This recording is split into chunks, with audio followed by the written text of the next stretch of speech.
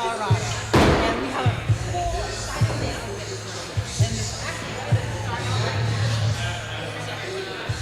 So in the first half of this competition is the strength part. And the athletes will compete in 7 different events that will test their upper body strength, their mobility, and their leg strength. Right now, we have athletes competing on the bench press where they will have to do 2 max reps. Oh, we have Kez right now on bench press. Looks like she didn't quite make the full 2 reps.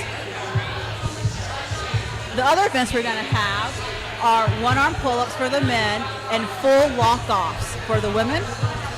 We're going to have weighted pull-ups with 2 arms.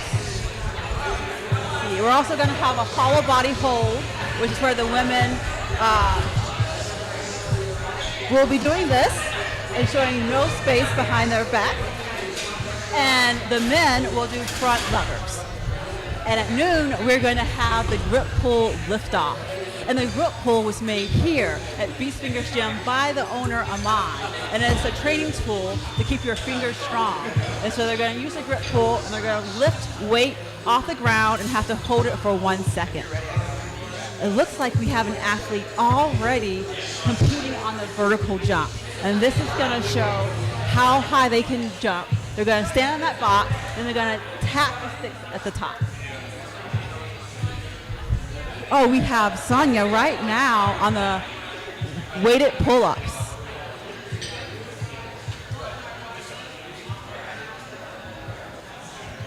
And she did a good job at 57.5 pounds. Looks easy for her.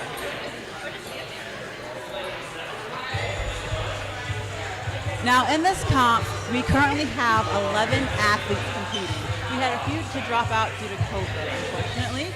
We have 6 women and 5 men, and they are so strong. Let me tell you, they climb V9 to V16. We have Eugene on the vertical jump right now. I should tell you that everything here is based on your body weight or your height. So it depends on how tall Eugene is and compared to how tall he jumps to make it more fair. And for all of the weighted pull-ups, it's based on how much you weigh and how much you can pull up. Oh, Eugene goes again on the vertical jump. Let's see how he did.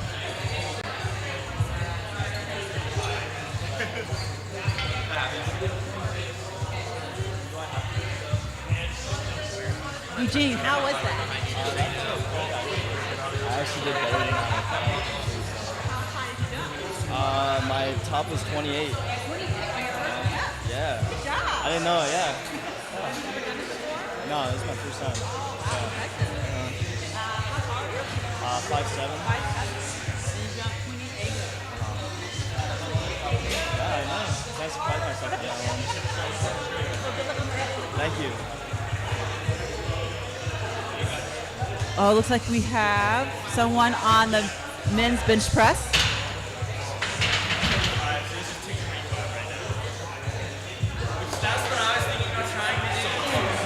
We had Gunner. Let's see how much weight did you do? That was 225, but I failed about 75% of the way through the second rep. So next time, but no, 205 was my first one, and that went clean. So on to 225 today, but that's okay. I'll take it. Thanks.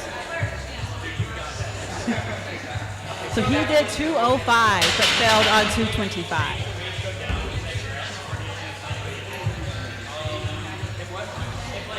We have Adrienne Clark. Looks like she's preparing for the weighted pull-up. Now, Adrienne Clark has competed on the World Cup circuit for the past 2 years. In 2022, she was ranked 43rd in the entire world. And she has ranked as high as 17th place. Oh, we have Drew Wana crushing on the one-arm pull-ups. He just did 1 rep at 25 pounds. So easy. Now, Drew, he is one impressive athlete. He has climbed, let's see, 89 V14, 35 V15s and 10 V16s. That is one amazing climbing resume. Drew, how did that workout go? Pretty good. Yeah. I'm going to try 30. I don't know if I can do 35. I haven't done this in a long time, so I'm kind of like iffy on what's possible or not. But, thank you. Thank you.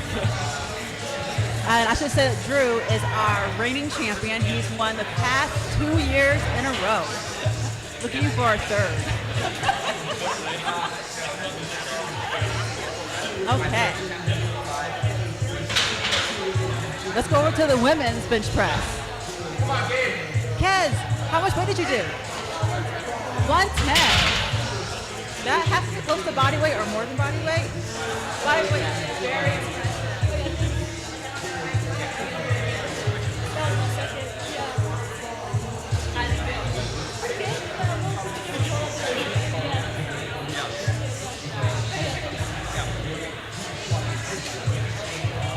Oh, looks like Drew's going back again for 30. Will he make it? Come on! Oh, yes. I believe that counts. One arm, 30 extra pounds. Drew Wana never ceases to amaze me. Oh my goodness.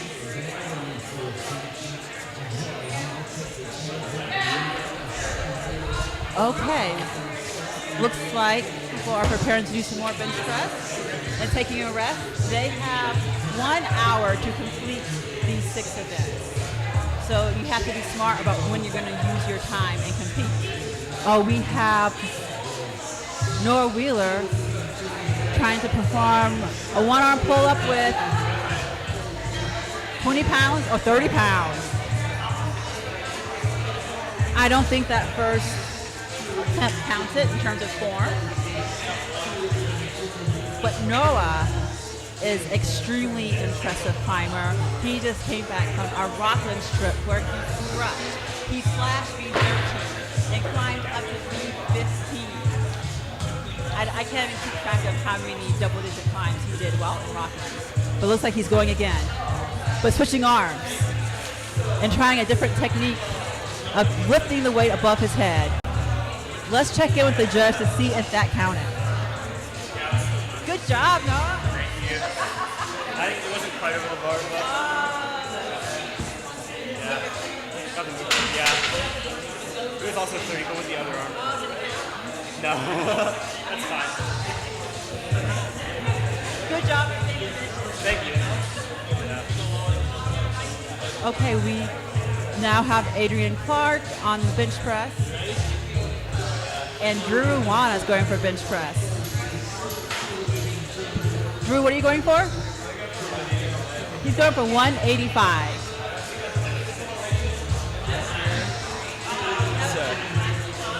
So I don't really know if it's going to go or not. We'll see. Yeah, I'm going to take a hit to the numbers I put up last year for sure. Yes, last year you benched like 215. Yeah, 215 for 2. That was 1.6 times your body weight.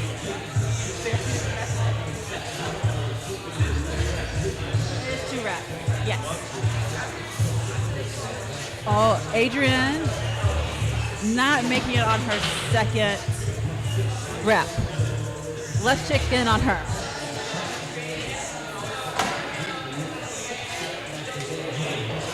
Adrian, how much weight was that?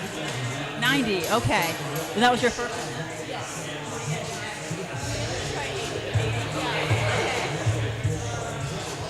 Last year on bench press, I believe she didn't compete in bench press last year, actually. So this is her first year competing in bench press. Adrian is a second-time BFL competitor. Oh, we had Kez doing the weighted pull-up. And she held that over the bar for a very long time. Oh, and look at Stephanie doing that vertical jump.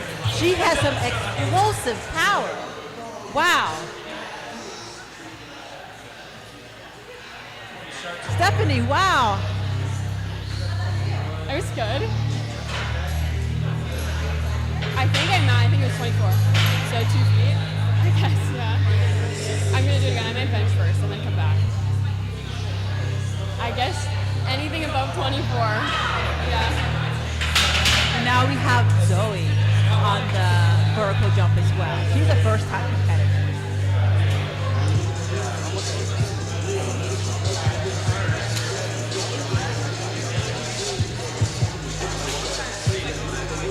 Let's check in on Drew Wan to see how he did. How'd it go? Oh no! I'm gonna drop it to like 175. Okay, he's gonna try 175 this next time.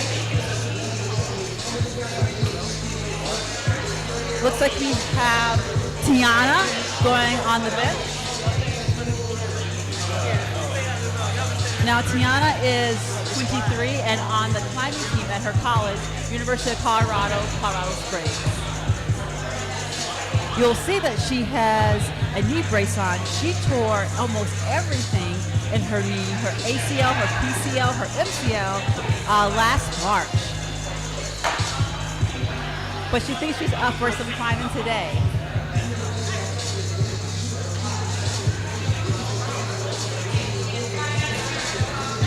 Oh, it looks like they have to restart that.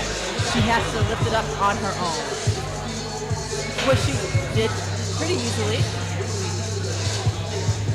Didn't quite make it on her first rep. What weight is that? 90. On her first attempt, she easily did 85 pounds, but 90 was a little bit too much. How's that feel?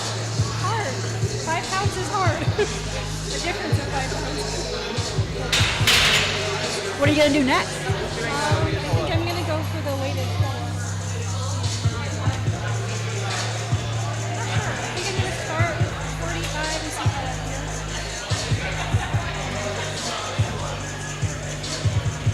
feels. Looks like we have some more competitors on the vertical jump. Kez is up next. Let's see how she does. She is only 15 years old. She's a sophomore in high school, and she loves In-N-Out Burger. Hopefully she has some In-N-Out Burger before this to fuel her to the top.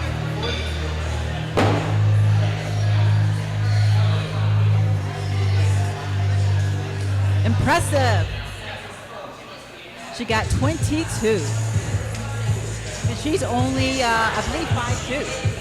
One of our smaller competitors for the day. Okay, we have Stephanie's back on the bench press. Last year, she did 110 pounds. May I ask what weight you're going for now? 115. So she's looking to beat her record from last year. Can she do it? Oh, and Kez just went for a second jump right away.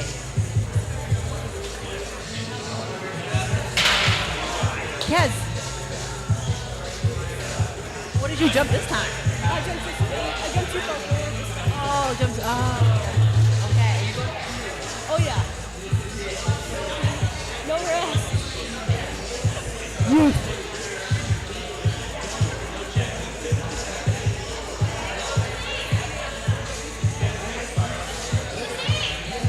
Now, in climbing, climbers aren't used to practicing how high they can jump. So this is pretty new for most of the competitors here, and their first time ever doing it, which makes it more impressive that they're jumping multiple feet above their height.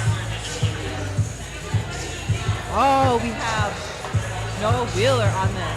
He is definitely one of our taller competitors, and they have to raise it for him so that he doesn't go above it.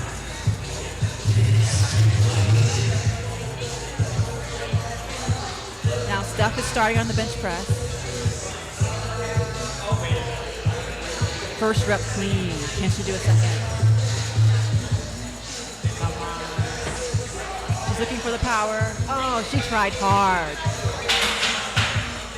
Great effort. Great. Thanks.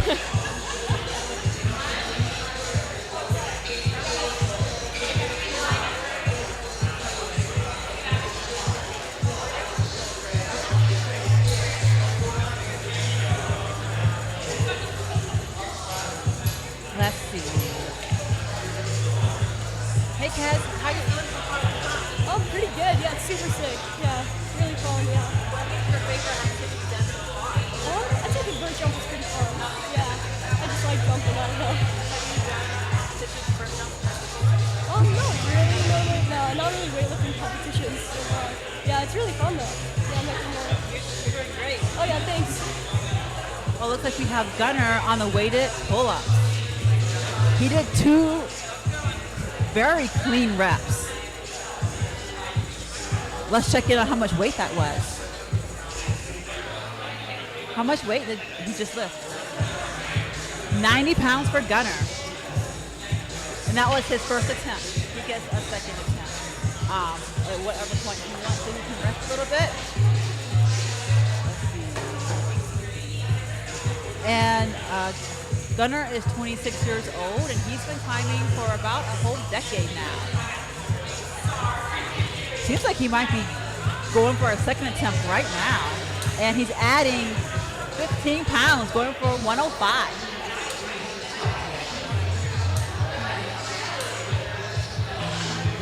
Hey, Eugene. How's the comp going? Going pretty good. I'm actually like surprising myself with every lift I'm doing. So I got extra 5 pounds on the one-arm pull-up, which I've never done before. Yeah. So yeah. I've only done body weight. Yeah, but I've never done more. Yeah. Thank you. And the bench press, I can do more. The weight went up pretty easily, 140. So not too bad. Yeah. The rest.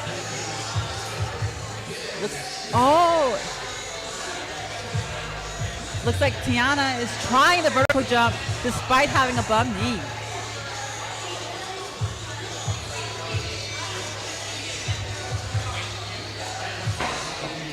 How did that feel on your knee? It was interesting. It felt okay. It's not the worst. Yeah, I was like, I'm just like trying to see how it. Am I what? I think so. Yeah, maybe I'll just get it out of the way.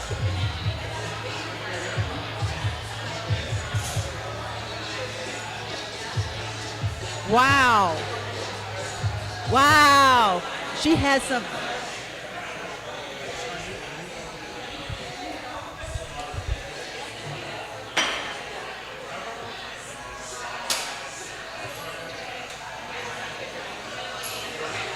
I think Eugene is now going to compete on the front lever. And from here, they have to technically go from the top and then bring their leg down and be completely parallel with the ground and hold it.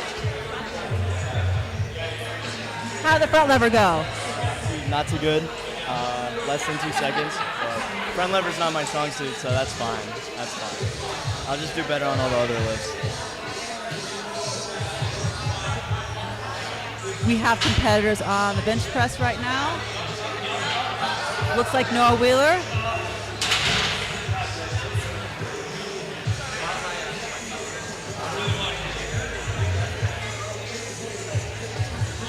Noah, how much weight was that? It was 175. I'm not great at bench. Yeah. Was this your first attempt? This is my second. I did 165 before. Successfully? Yeah. So. Good job. Do you bench press often? I want to more, but sorry. But no, I don't do much, but yeah. It's good. Yeah, thank you.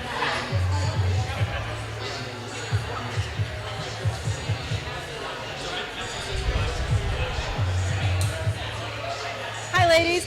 How is the comp going so far? Yeah, it's going pretty well.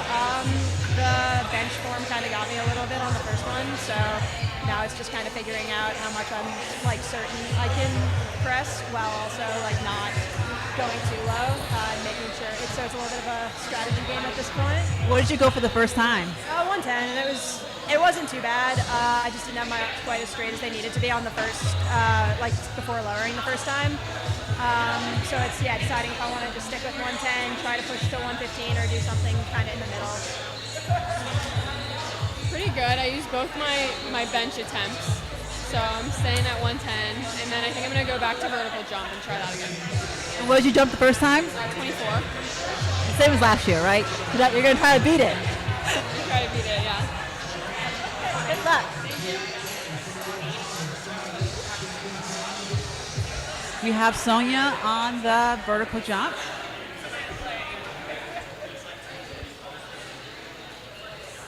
Pretty light on her feet and very graceful.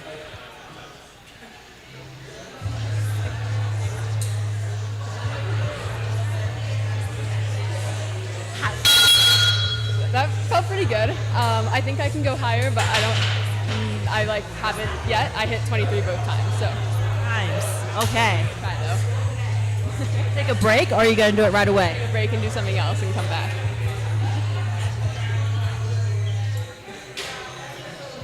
Looks like Drew has so much weight he needs to use a special harness to be able to hold it all. Now, last year, Drew was able to pull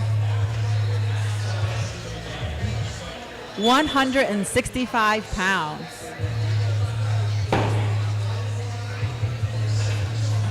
And right now he is trying 135 pounds. So a little less than he did last year. Like he said, the last time he did some weight training was at this comp last year.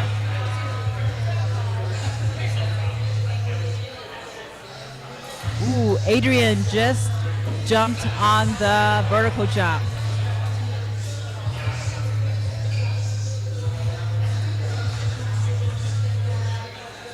Last year she jumped 22. Adrian, how did you jump now? Where'd you go? 18. Yeah. Last year you jumped 22.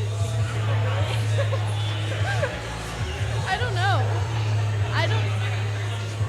Try again, I guess.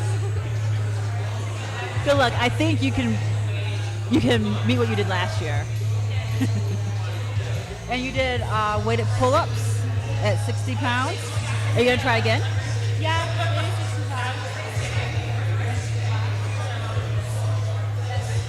65. 50, so you have already beat what you did last year.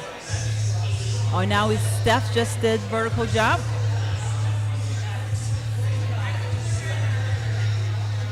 Last year was 24. What did you just? 25. Yeah, good. That was my goal, so I'm going to move on. You beat your score from last year. I did, yeah. I've been doing my box jumps. Are you going to give it one last? Yeah, probably sometime in between all the other upper body exercises, just as like a rest. But not right now. Yeah.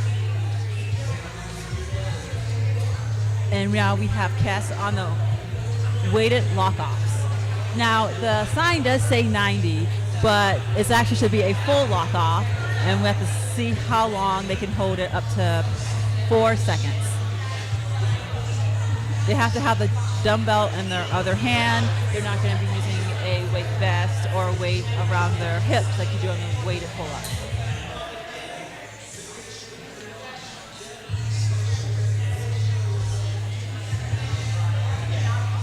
Looks like Gunnar is trying to get the math right for his weighted pull-ups.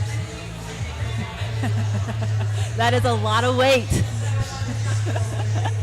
Oh, we have Gabe on the weighted one-arm pull-up. Looks like he's trying to do a lock-off with it too. And that was with 10 pounds. Gabe, how did that feel? Well, I didn't count, so that was okay. No, they said no. So I guess my chin didn't go over the bar. Oh, maybe. I don't know. If we could have an appeal, I'll take the appeal. Thank you.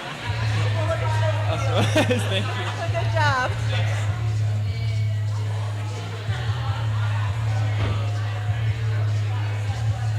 Now Gunnar is doing 115. He successfully did 90 on his first attempt, and now he has upped it.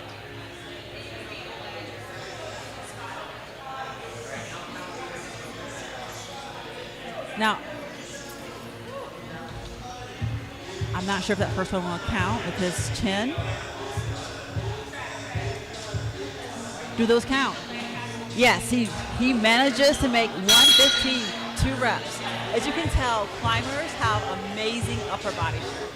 Because a lot of what we do is pulling on tiny little holds on rock or on plastic on indoor climbing.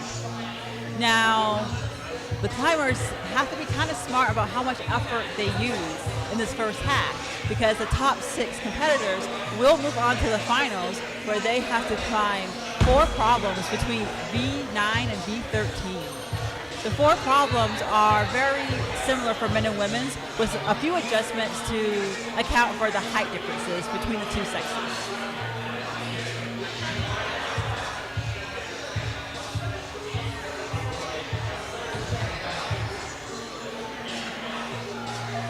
And after the climbing, for the podium, we will have a local rapper, Amizi, perform for us for the Kilter After Party.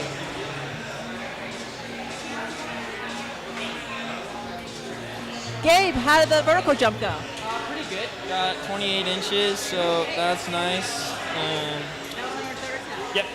Last 2, second attempt and third attempt were both 28 inches, so that was good. It's actually not too bad so far.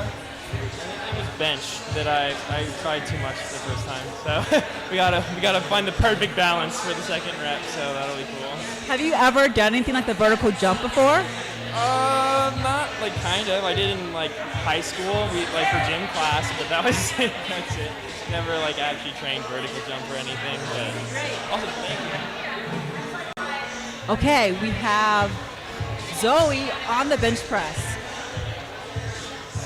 You're going over the rules. You have to have your feet on the ground, and you need to bring the bar to your chest, and then have fully straight arms at the top. And without that, the judge will not count it.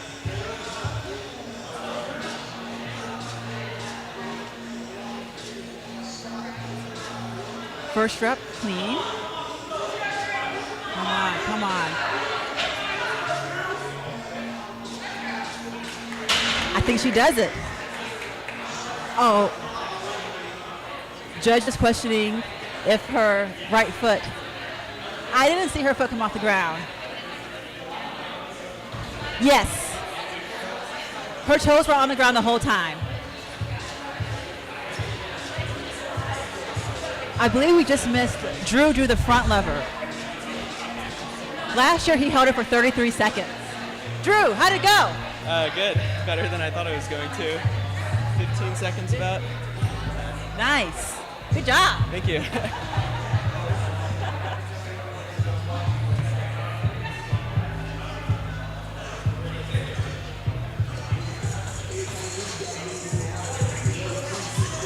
Okay, we have Adrian doing the one arm lock off with 25 pounds. Now, the women, they are doing the weighted one arm lock offs, while the men are doing one arm pull ups.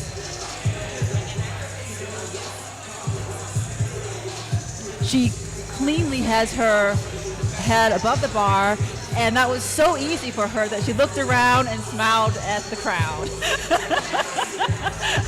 Adrian. Thank you. Is that your first attempt? What weight are you going to try for your second one? Because that was too easy. Maybe 30. Yeah. That was 25. Yeah. Oh, we have Kez up there also doing 25, also cruising it. Kez, was that your first or second attempt? Second, yeah. I think I did 20 just to get like a baseline. 25 looked pretty easy for you. Well, it's pretty. I bet I could have done 30, but I don't know. Yeah. Next year. Okay, we have Eugene on the weighted pull-ups. It's like he's trying to figure out how many of these big weights he's going to put on himself.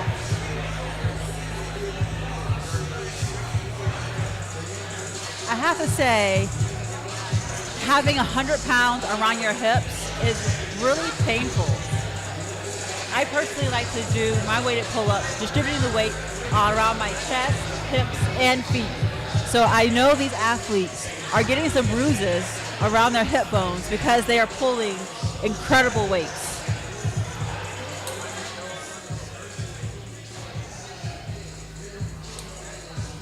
Eugene, how much weight is this?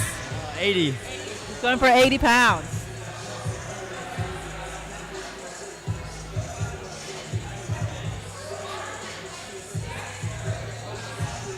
Easy. He clearly has his head way above the bar. He could definitely do more weight.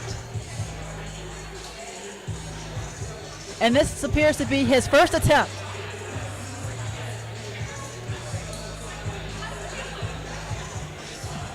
Eugene, what are you going to try next? That looked way too easy. Yeah. What weight? I don't know. I might try 90. Yeah, I might try 90. Do you do weighted pull-ups often? Not often. Yeah. I don't prefer it, so it's just like, yeah. But I should get on it more often. It's fun. They're fun, aren't they? A little bit. With the harness, it's better because it's more comfortable. So. How do you normally do it? With the belt, that like digs into your hips, and it's not. It kind of hurts. Yes. Yeah. But yeah. Okay, well, good luck.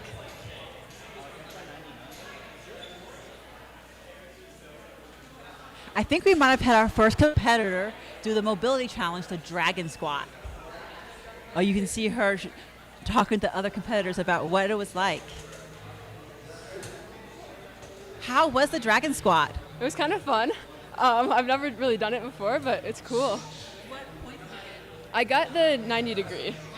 So for the dragon squat, they get, I guess, they can get up to 3 points. So you, Correct. she got all 3 points. Wow.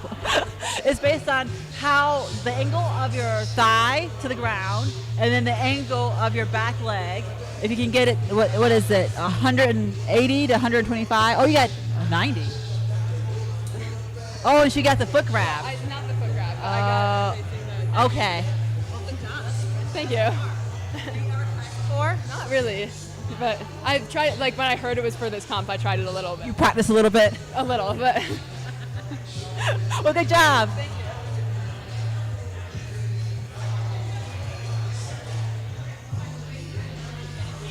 Okay, looks like Stephanie's going to do the weighted pull-ups. Now, last year she did 47.5 pounds. Looks like she's going for more this year. How much weight are you going for? I'm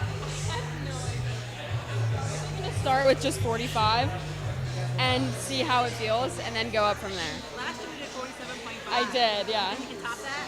Maybe. I'm about to find out.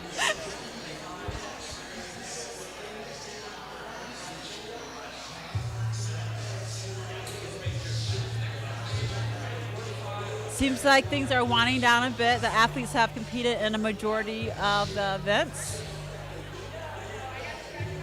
And they're preparing for the grip pull liftoff in about 20 minutes.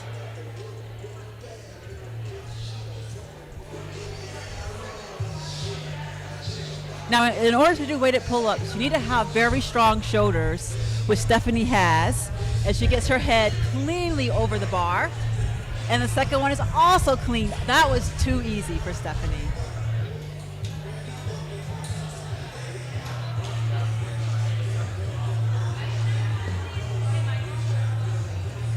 Hi.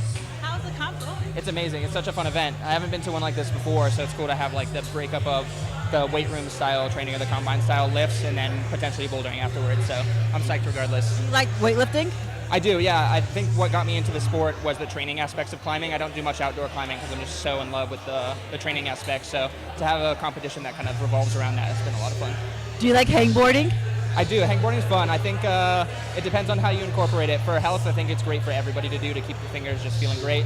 But in terms of whether it's moving the needle in performance, it totally depends. So mixed feelings about it for sure.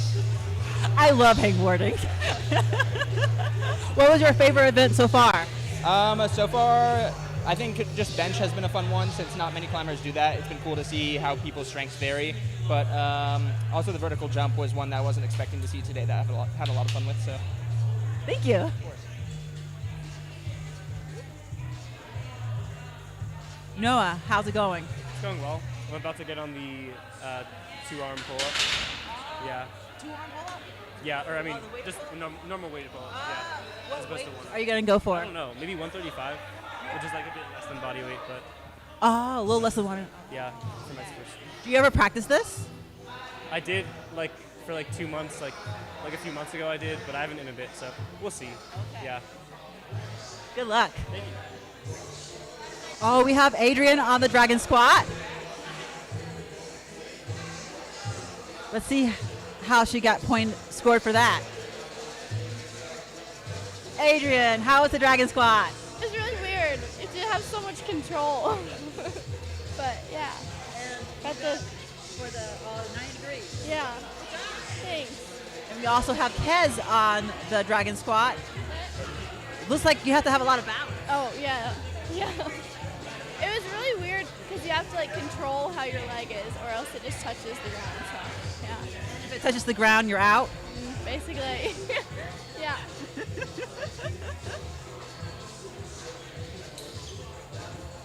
Now, climbing requires all of this. You have to have great mobility and flexibility so that you can get into some pretty strange positions on the wall, but you also have to have strong shoulders and just pure strength, which is what the one arm strength tests are showing. And then you still need legs. We have dynos where we jump, and that's why we're testing the vertical jump.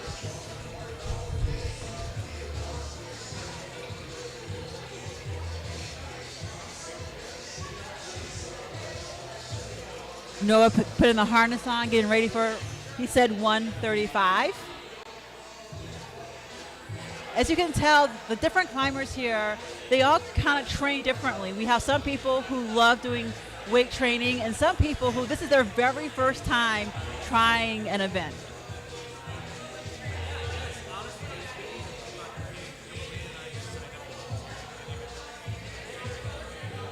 Looks like we have Steph getting ready to do the 90-degree lock off or the full lock off with 50 pounds. And that's not going to count. That was not for 4 seconds. She's going to need to go down that weight. Hi, Drew. How you feeling?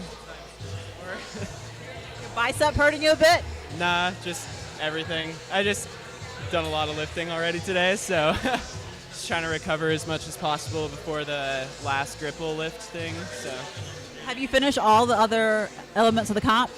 yeah, so just waiting right now. Good luck. Thank you. And now we have Zoe on the one arm lock off. And that counts. And how many pounds? It was 15 pounds. And that was her first attempt. So she didn't do it a second time to see if she can do 20. How did that feel? It's not something I do terribly often, so it's pretty exhausting for sure. It's probably not going to be one of the ones where I really stand out, but that's okay. Are you going to go for 20? Yeah, I think so. I think I'll give that a little bit of a rest. Probably try to do the weighted pull-up again. I had 50 pounds on that, and that was pretty chill, so I'll probably try to up that a bit more. The percentage of body weight thing definitely throws not a wrench into it, but it makes you have to strategize a little bit. Just because if you weigh a little bit more, then Yes. that factors in. But no, it's a cool way to keep the field even and have everything be healthy and good for body image and stuff. How's your body feeling overall? I feel pretty good. My elbows are a little sore from those one-arm lock-offs. Like I said, that's not something I do terribly often. But yeah, the vertical jump I don't think takes too much out of you. And then I think the hollow body will be in some ways the most physically draining just because it's indefinite time and it's all core, so it's very full body. So I think a lot of the strategy that a lot of the women really picked up was kind of that's the last thing we do. Just because it'll be sort of the most draining. And then, yeah, I guess the gripple is sort of in a few minutes for everyone. And hopefully, yeah, we can recover a bit for finals after that, maybe. Sounds exhausting. Yeah, no, it's really cool, though. It's nice to see a climbing event that kind of takes into account more than just can you pull hard, can you run across some volumes? Because I think for a lot of high-level climbers, these are facets of their training that are pretty prevalent. For me personally, I do cross training and lift 2 to 3 times a week. So it's nice to see that kind of highlighted in a competition. I completely agree. Thank you. Yeah, of course. Okay, we have Tiana on the one arm. She's doing, I think 5 pounds. She appears a little nervous. about doing this. But she's getting lots of support from her fellow competitors. She tries to hold it, but doesn't quite make it. Good attempt. Hi. Hello. Pretty good. I think my arms are feeling slightly tired, but I think not terribly. I think I'll be good for bouldering when it happens. And what's your favorite event so far? I really like the weighted pull-up. I think that's fun. Do you do those often? Not really. I don't do a lot of like weightlifting anything often, but it's fun. I'm glad you're liking this. And now we have Adrian gonna do for 30 pounds. Last time it was so easy, she just smiled at the crowd while holding it. Oh, this one's also easy for her. So strong. Adrian, that looked easy for you as well. Thanks. In the warm-up, you could barely do the 20, and so I was like, what is happening? But, yeah. You have some adrenaline going through you now. So how does this comp compare to the World Cup circuit? Very different, because we don't have, like, the weights or the lifting format of it, so, yeah. Are they both fun? Both fun. It's different, so, yeah. It's unique. Thank you. We have Gabe on the weighted pull-ups.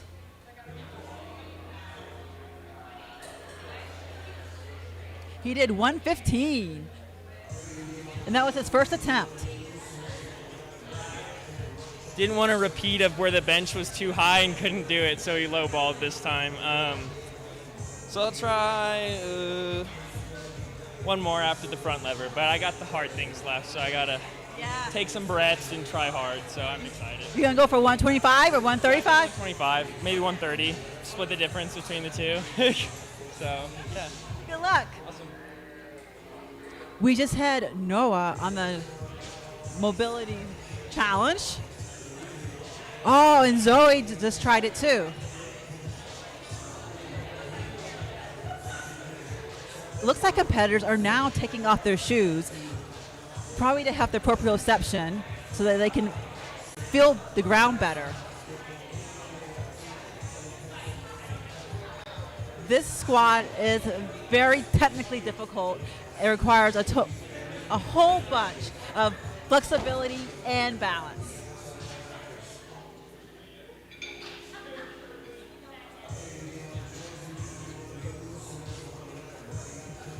Kaz doing pretty good, but her foot touched, and your foot cannot touch the ground.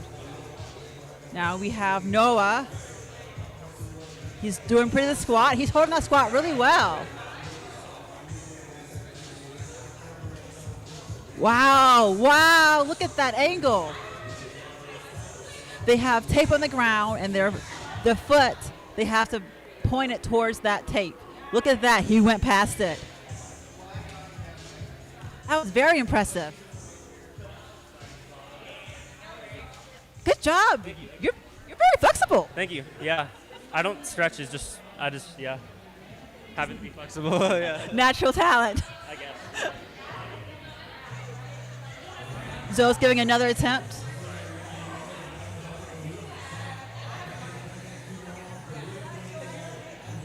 Looks like Zoe hasn't been scored yet on her attempts.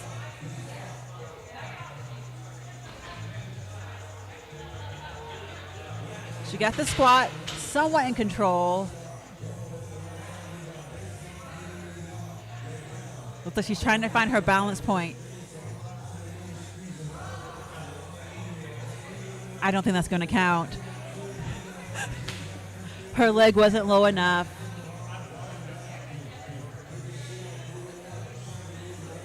Seems like the athletes have mostly finished the more physically demanding events and are now trying to slow it down before they have to do the grip pull lift off, where they have to test their finger strength.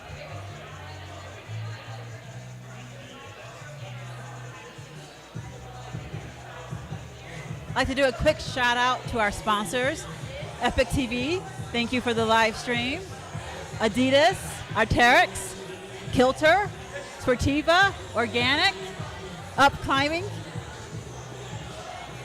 And of course, Beast Fingers Climbing Gym for holding this magnificent event. Oh, looks like Kez is going for the hollow body hold. Now on this, they have to have their ankles, their heels off the ground. Their lower back has to be touching the ground. There's no arching in the back. You arch your back, doesn't count. And arms by their ears.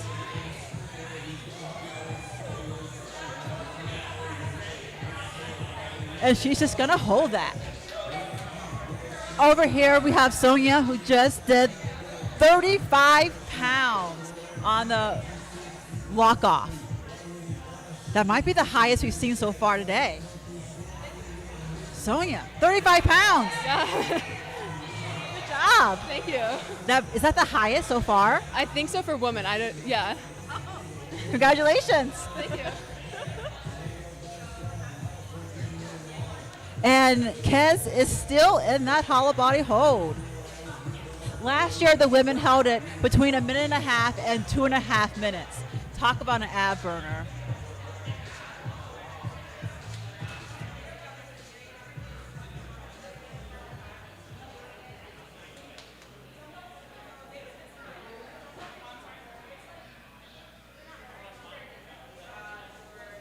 Oh, we have Noah on the front lever.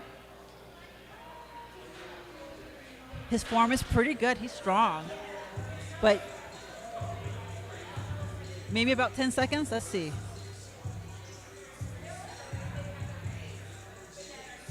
Strong abs there, Noah. Thank you. What was your front lever time? What's front lever? 8 minutes or 8 seconds. 8 seconds. Yeah. 8 seconds. Good job. Thank you. Looks like Kez has finished the hollow body hold. Kez, what was your time? I don't know. I think probably like a minute or so. Yeah. Pretty hard. Yeah. How are your abs right now? A little bit burning. Yeah. Oh yeah. Yeah, definitely. Well, good job. How was that mobility drill? It's a tricky one, isn't it?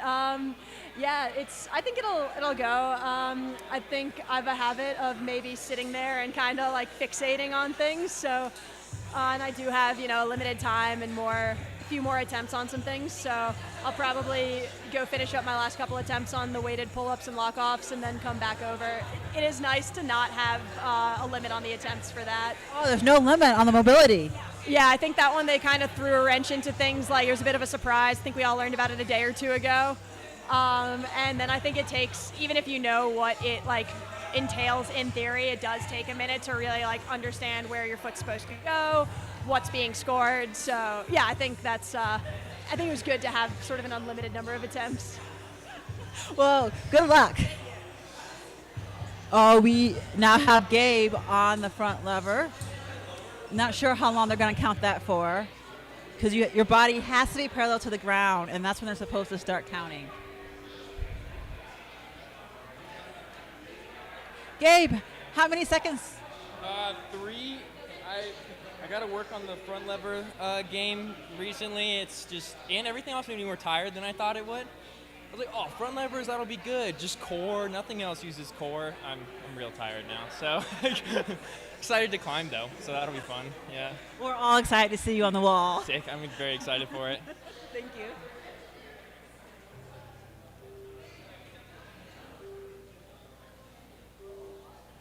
Now, Gabe is a strong climber. He climbs up to V13 outdoors, and his favorite place is Poudre Canyon, which is near in Colorado.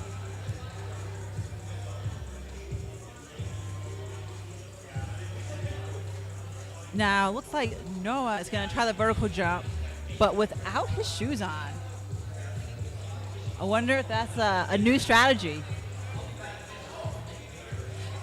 And Zoe on the weighted pull-ups. She got one. We're up. Can she pull out a second? I believe she does. Strong. And that was 65 pounds. How'd that feel? Pretty good. It's always kind of fun when you don't do something too often to kind of have a fresh start. So I couldn't tell you the last time I've done weighted pull-ups. So this is maybe a bit more than I was expecting, but yeah, I'm happy with it. Thank you.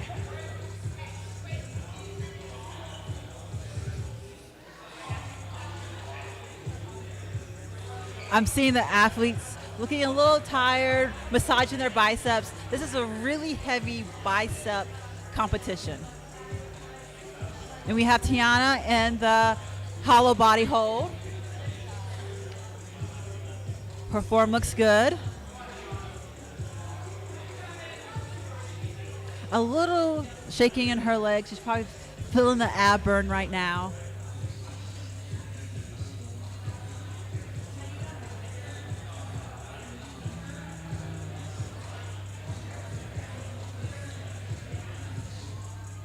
Tiana, before her surgery, she climbed up to V10 outdoors. And she's currently hoping to get a job in space and defense when she finishes college.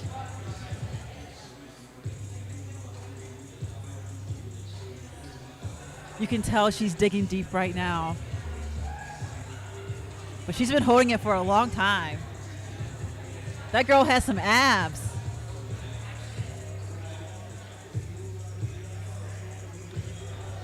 What was her time? 1 minute and 54 seconds. Wow. That's better than I thought I could do, so that's good. Really impressive. Is this the top time of the day? Oh, cool. That's okay, great. I thought I was going to be kind of behind, but that's good. 154, top time for the women today.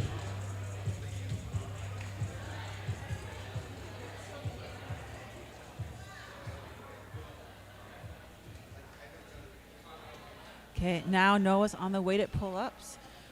Can you see all that weight? I can't even do that math. 45s, 35s.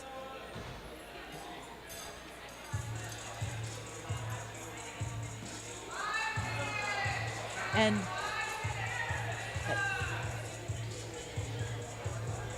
that's barely just going to count. I don't think it's going to make it. How much weight? Oh, he tried 150. Didn't quite make it, but great attempt. And now the athletes only have 5 minutes left to complete the rest of their scorecard before the grip pull lift off. We have Zoe on the one arm pull up. She tried 20 pounds. Doesn't seem like that's going to count, and it wasn't for 4 seconds.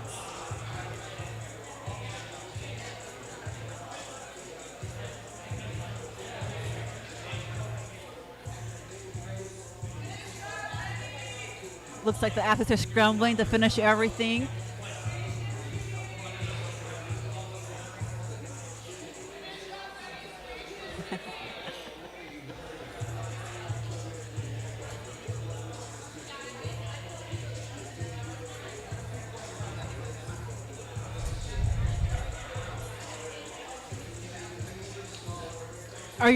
Have y'all done the hollow body hold yet? No, I think we're about to do it as a group.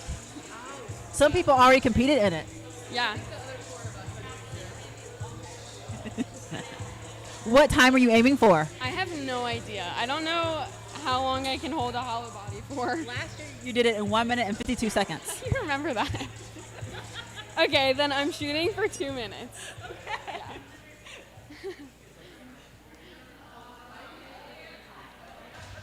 Okay, we have a lot going on in these last few minutes. Gabe trying to do the more weight on the weighted pull-up, and it appears Noah's maybe doing a front lever again. Pretty good form there. He did it for 8 seconds on his first attempt. Not quite sure if he beat his first attempt.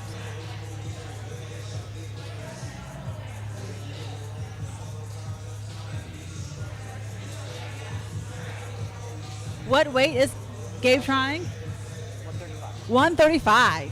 He successfully did 115 on his first attempt.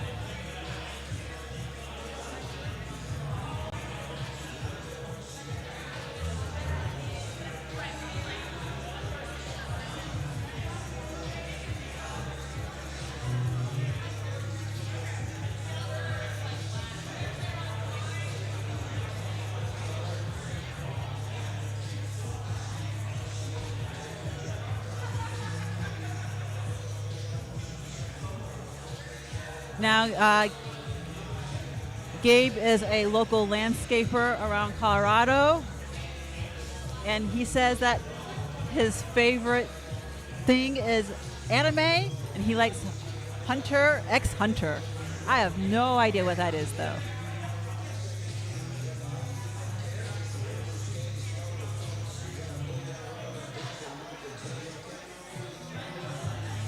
Looks like the girls are getting ready for the hollow body hold. Ladies, did you take your shoes off so you have less weight for the hollow body hold? For me, I just think it's like entirely mental. Yeah. Oh, okay. I guess technically it is less weight, but like I don't have big shoes. It's just a mental thing. I'll do it if I'm doing leg lifts as well. Like it just feels like in my head like it's right. I thought I was trying to gain a competitive edge. Every pound counts. It does. It's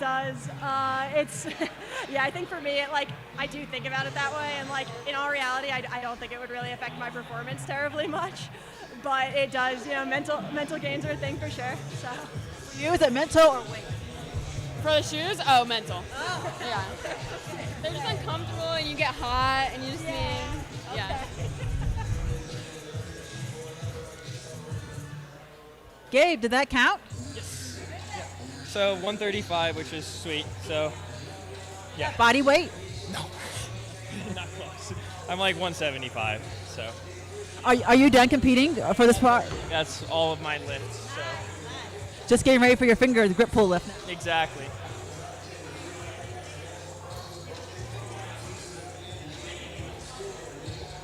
I think they're waiting for a couple more ladies to do the hollow body hold.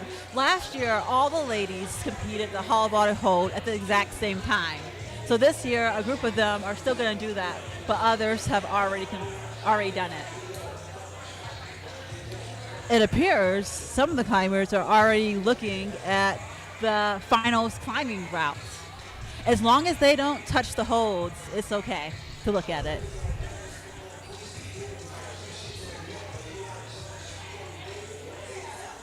This is what we call previewing, when the athletes kind of talk to each other to get each other beta and talk about what they think is going to happen on the route.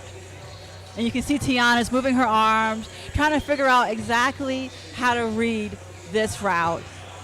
I talked to the route setters earlier, and this is supposed to be the hardest route on the comp. And it's definitely the route with the steepest angle. Okay, we have Sonia on the weighted pull-ups. Looks like she's doing a technique where she squeezes the weight with her feet. Not sure if that was helpful or not.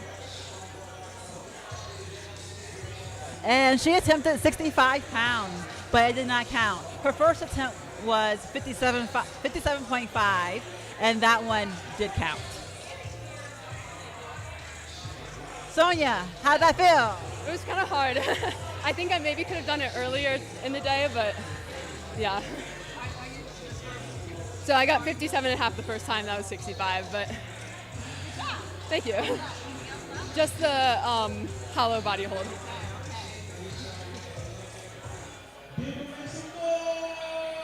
Looks like Adrian's pulling up some weights to do weighted pull-ups. And then I think we'll have the hollow body hold.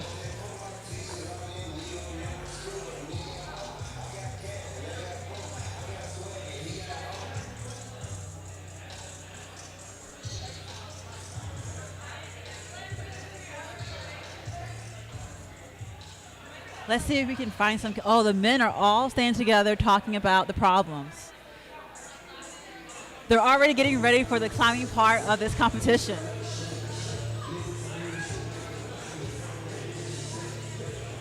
Okay, Adrian does one rep easily. And does she make it a second one? It counts. 65 pounds. Strong work. And last year you did 50, so you beat your record by 15 pounds. Good. It's hard. How's your body feel overall right now? Good. Pretty good. Yeah. Not tired? Not super. Ready to climb? Yes.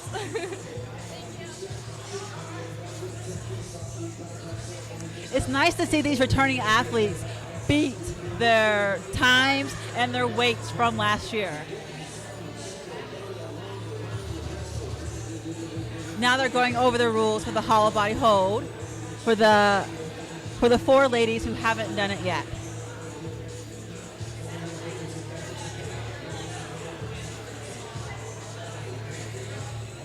Okay.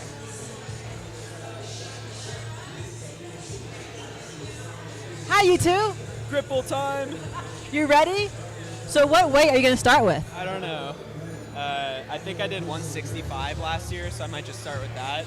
My fingers actually do feel a little stronger than last year just from climbing outside a lot. So we'll see. How often do you climb outside? Like 5 days a week. I don't really lift or go inside ever. Just hiking with a lot of weight, climbing outside, and that's my training. Year round? Yeah. Around Colorado year round? Yeah. Even in the winter? Oh yeah, that's the best time.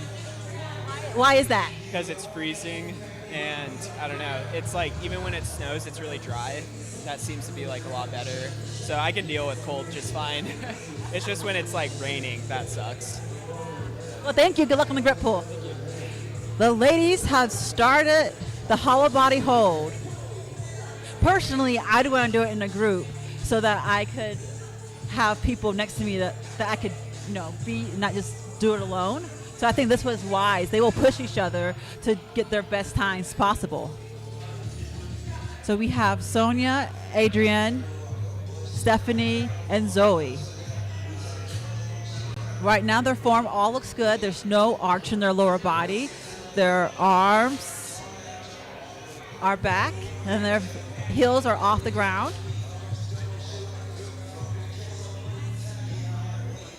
Sonia has her eyes closed. Looks like she's very peaceful. Adrienne's out. 1 down, 3 left.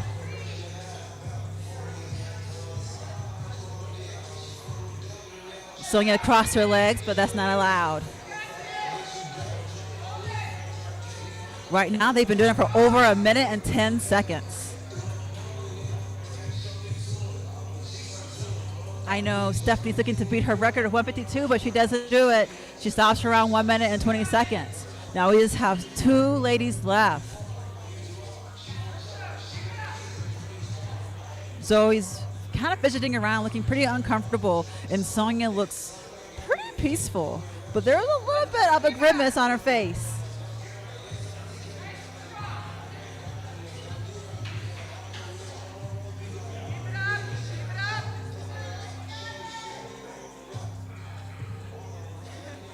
Oh, and Sonia's out. And Zoe is the hollow body hold winner. How long can she go? She's at 2 minutes already.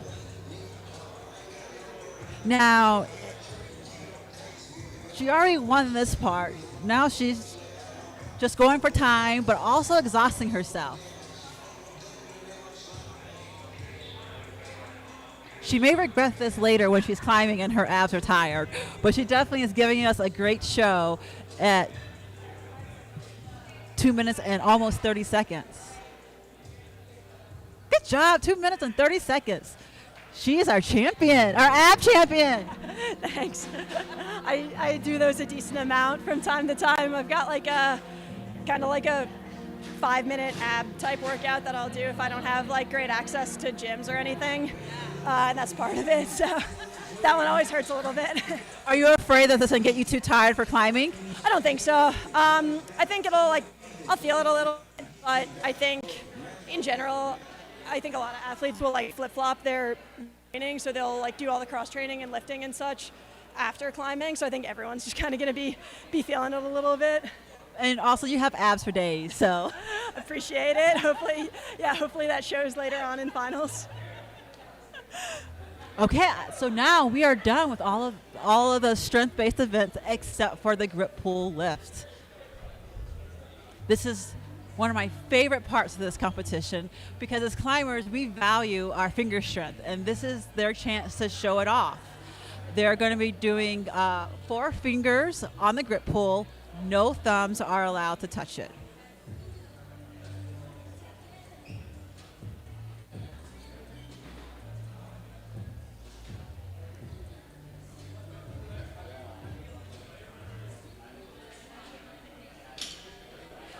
This is a grip pull that was designed here by Beast Fingers owner, Aman. You can rotate the wood for 4 different sides, and it has a 30 degree, 15 degree, flat, and rounded edge. And so they're going to have 4 fingers on it, no thumb. And they're going to have to lift it off the ground for 1 second. Now, because you're lifting this off the ground, you don't have to worry about, hurting your shoulders as much when you're doing hangboard routines. I often use the grip pull when I have a tricep or bicep injury because this allows me to keep my fingers strong while allowing my big muscles to heal.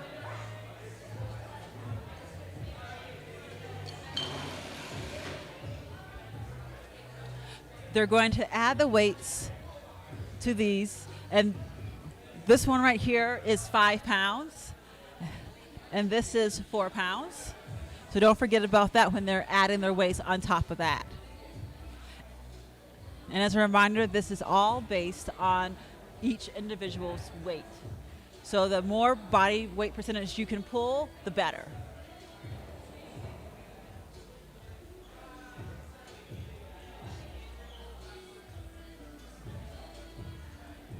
Oh, looks like Stephanie's doing some pull-ups on the edges to get her fingers ready.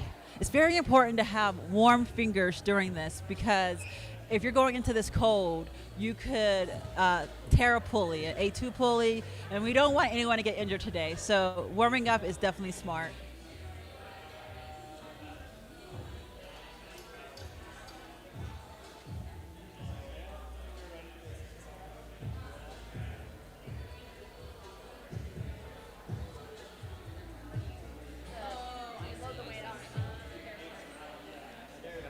Are your fingers ready? Oh yeah, getting excited. No, not ready.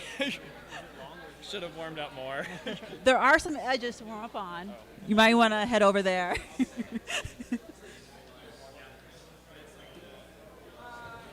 Like I mentioned, smart to warm up beforehand. I see more ladies are doing some edge pulls.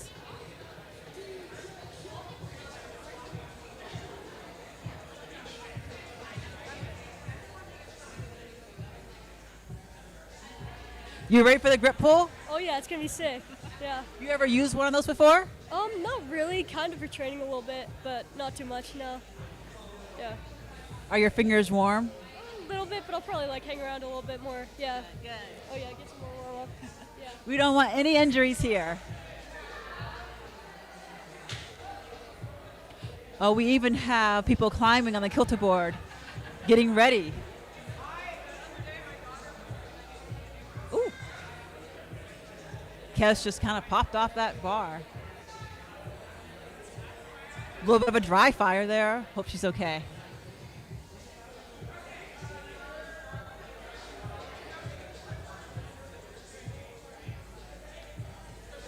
Now, Kez at 15 has already climbed 514A.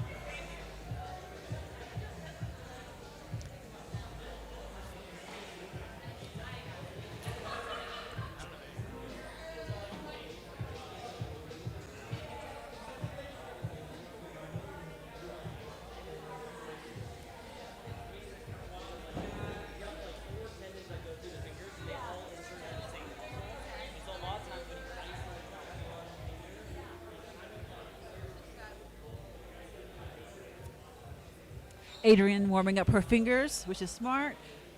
She has a plan to try out for the Olympics in LA 2028.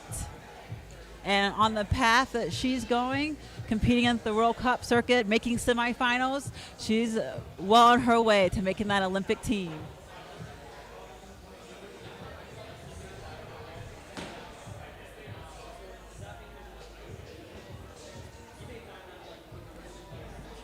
Looks like the men are using the hangboards over here in the climbing area.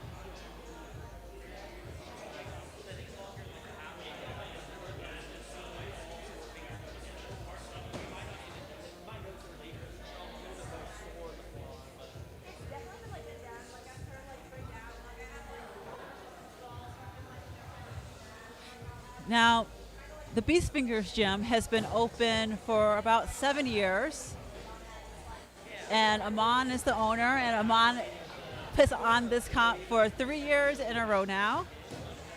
And I have to say, it's probably the most unique climbing competition there is in the entire world. He also has a youth climbing team that trains here. He's one of their coaches.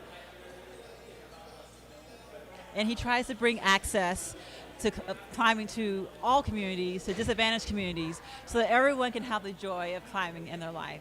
So he's doing great work here in Denver, Colorado.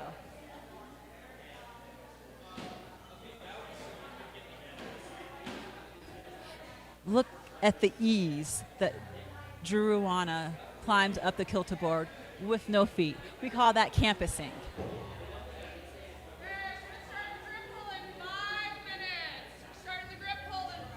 And the grip pull liftoff will start in 5 minutes.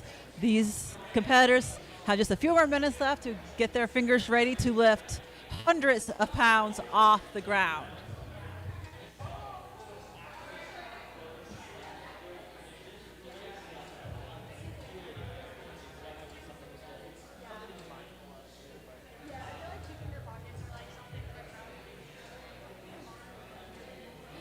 How are you ladies feeling? Pretty good. Nervous at all? Are your fingers warm? They're cold, actually. It is quite cold in here. I'm shivering the whole time. So do you guys know what you're going to start your weight off with? Sure. Do we get a warm-up? I believe you get a warm up, but I'm not sure. I would hope so. I hope so. I'll check in with the judges.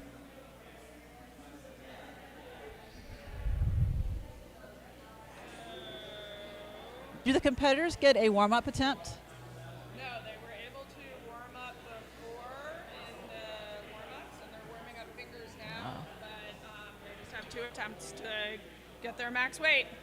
Thank you. That was our head judge.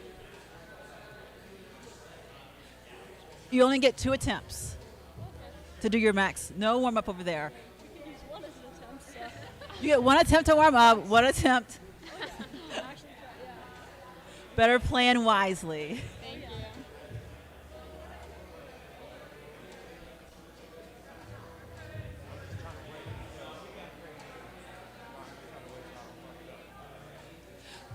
Looks like we have the men forerunning or looking at the climbs. Gabe and Noah talking beta about what to do in these. And now these are some really interesting and fun climbs. And I can't wait to see these talented climbers on them.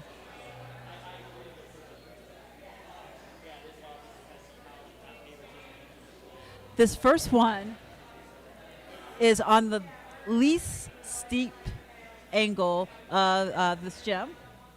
It's not quite slab, because slab is when you have vertical and you go like this to vertical, that's slab. So there's no actual slab here, but this looks like to be the most balancy slab-like problem of the comp.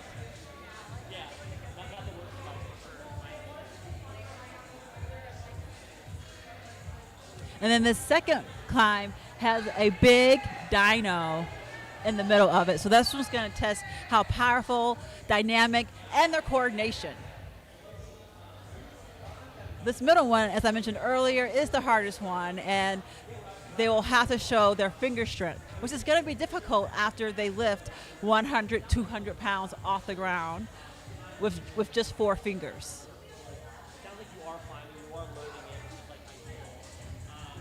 And this last climb, this one is going to be really fun to watch.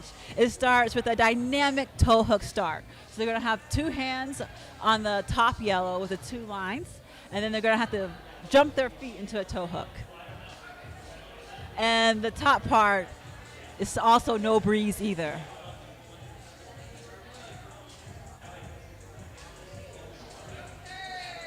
Looks like grip pull liftoff is starting now.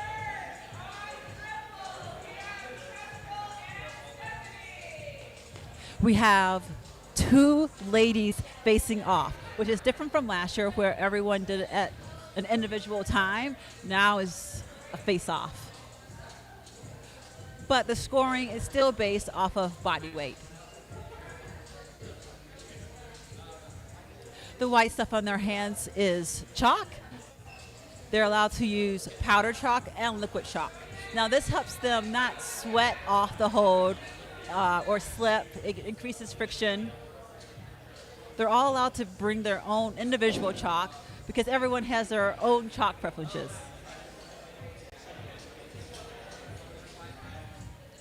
How much weight are you going for, Kes? I think 90 pounds, yeah. 90 pounds plus the 5, so 95 pounds. Kes going for 95.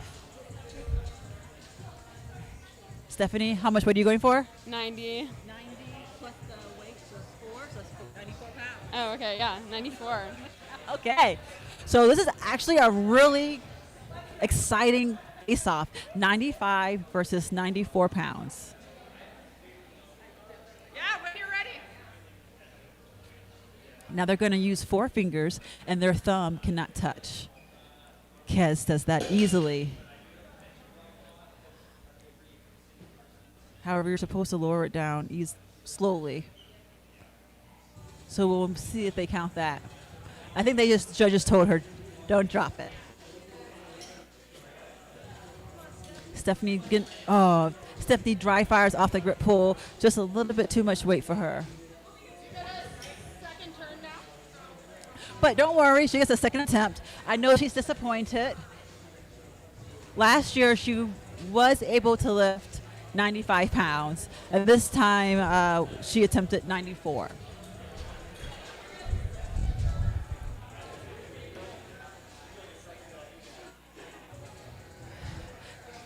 Did that first attempt count? No, because she dropped it, so you have to actually lower the weight once you're done with the lift for it to count. Okay, thank you. Yeah. So the first attempt did not count because she dropped it. But she lifted it so easily, I don't think it'll be a problem for her to lower it down.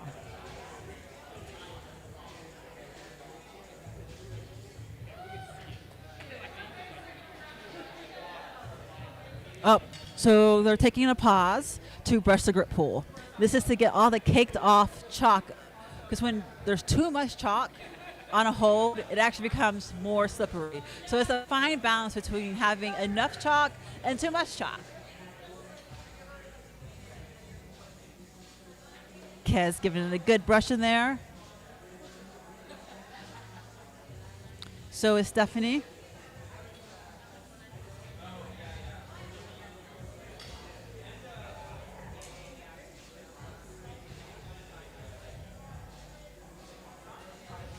Looks like Stephanie dropped down from 245 to a 45 and a 35.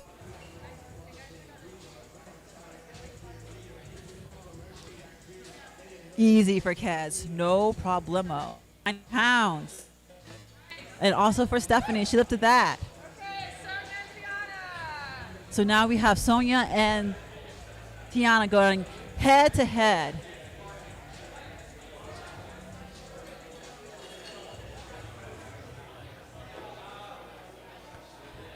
They're both first-time BFL competitors, so we don't have a baseline of what they're going to go for. But it looks like Sonia is racking up the 45s. How much weight are you going for there? 95. 95? 40, 90? It looks like this weighs 4 pounds. Oh, well, this is whatever this is I did it warming up. Yeah, okay. So hopefully I'll do it again. I don't know. We'll see. She's doing 99 pounds. Let's hurry up. Strong. I don't know what the grip pull weighs, but this part here is 4 pounds. They're actually doing more because the grip pull does weigh something. No. To add 4 to it.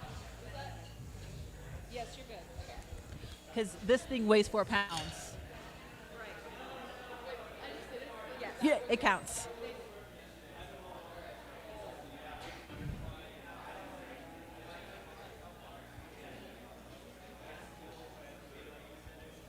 How did this go? Good. This one was 95, and we're going to see if we can throw another 10 on it. Ooh. You have some strong fingers. Sometimes, yeah. Hopefully today. It looks like definitely today. And Sonia's adding on the 10 pounds as well. Wow, they're doing the exact same weight.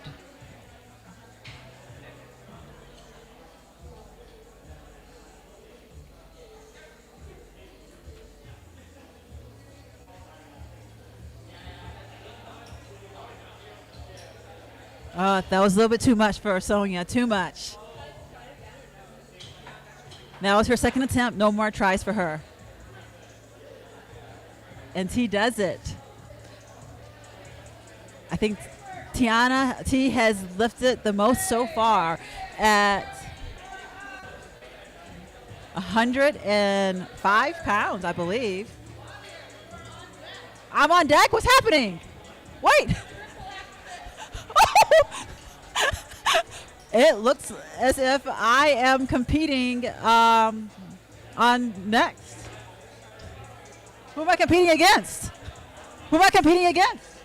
Do you know? Are you up? Who's up? I better warm up a little bit.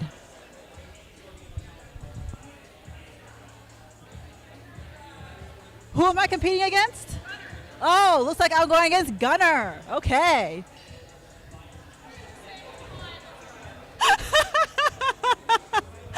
Okay, now we have Adrian and Zoe.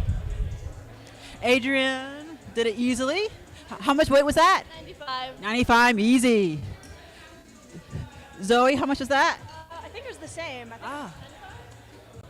Both too easy. Too easy. We have some strong, strong ladies here.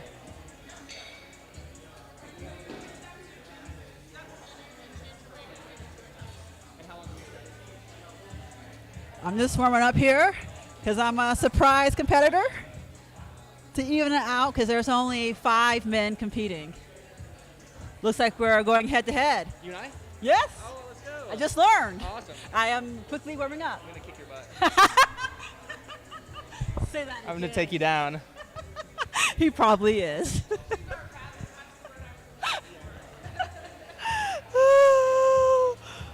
I'm the grip pull rabbit.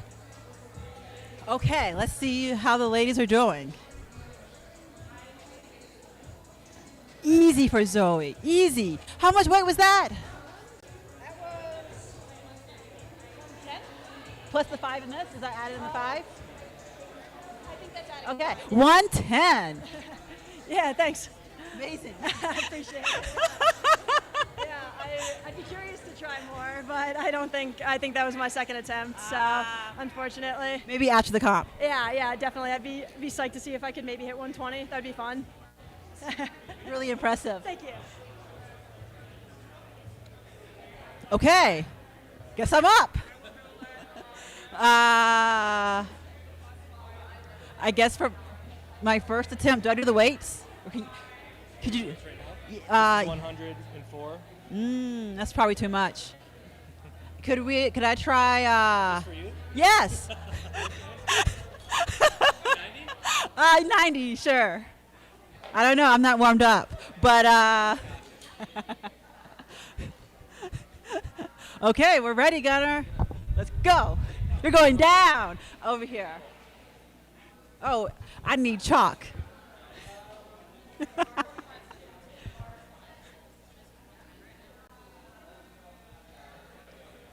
Surprise competitor myself.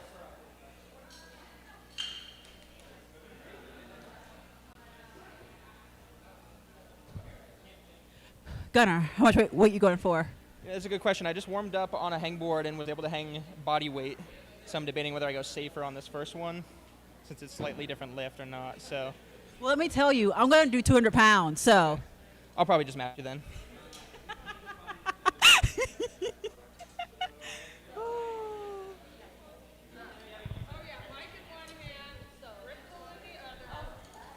I know. Are these both on flat?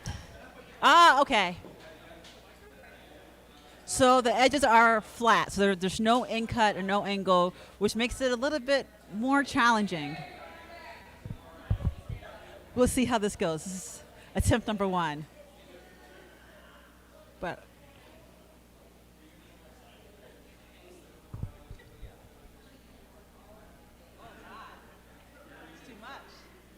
no thumbs.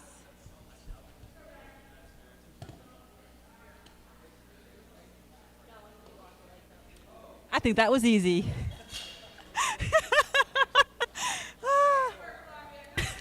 Thank you. How was that?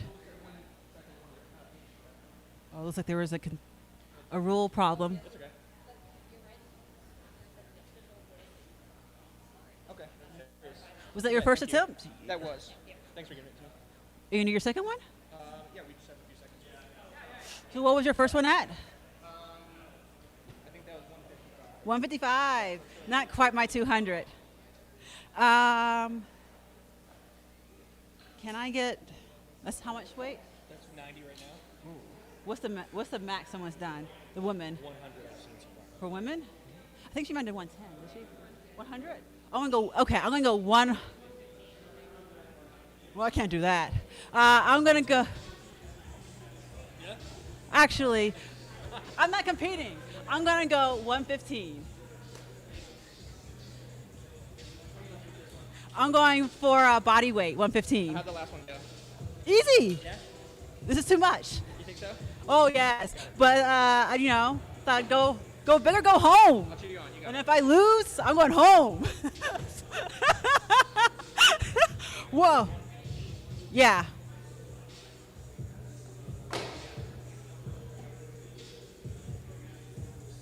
Wait, is that including this 4 pounds here?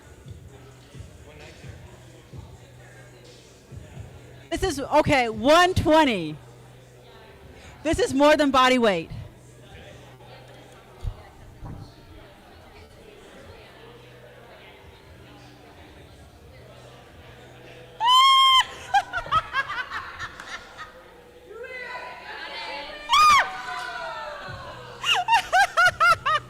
$120 doesn't count. Okay, I think now we're up for our next two boys. Thank you.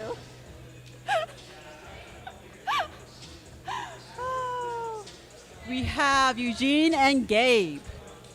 Man, my fingers are tired after that.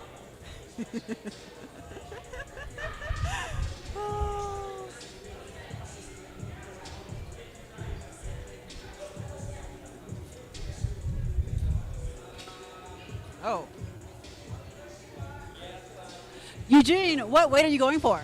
135. 135. Yeah. Okay. And Gabe, what are you going for? 160, I think, is what it is. 165. 65. 50. Oh, man. Oh, he's going to add some more weight. I don't even know if that can hold more weight.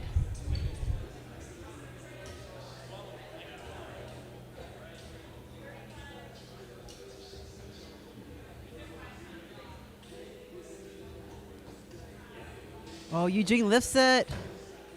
Ooh, ooh. Does that count? It counts, okay. Counts. It came down a little fast there, but judge says it counts, so it counts. See how Gabe does. It was a little bit too much weight for him. I suspect he's going to drop down on his next attempt. Eugene trying another weight. That's also pretty easy. How much weight was this? 145. How did it feel? Felt not bad. It felt pretty easy. It looked easy. Yeah. I feel like I could have done more, but it's all good. How was it compared to body weight? I'm 122 body weight. Wow, so more than body weight. Yeah. Strong work. Strong fingers. But yeah. These fingers, you already know. Yeah. You're very familiar with the grip pull. A little bit, yeah. It's in my training schedule at Beast Fingers, so yeah, use it pretty often. Yeah. Shows. Good job.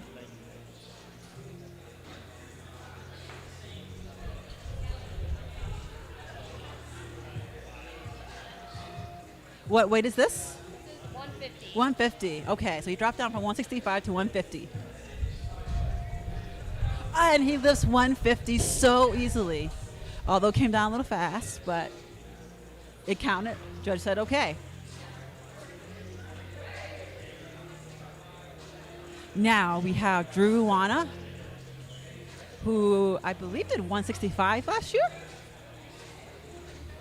So Drew versus Noah. Haha. We have a V15 climber versus V16 climber. Very exciting. Picking their sides. And Noah's going for 165. Drew, what are you going for? I'm going to go for 165. Yeah, I think that's what I did last time. It is. Yeah, hopefully my fingers didn't get weaker. So we have 165 versus 165.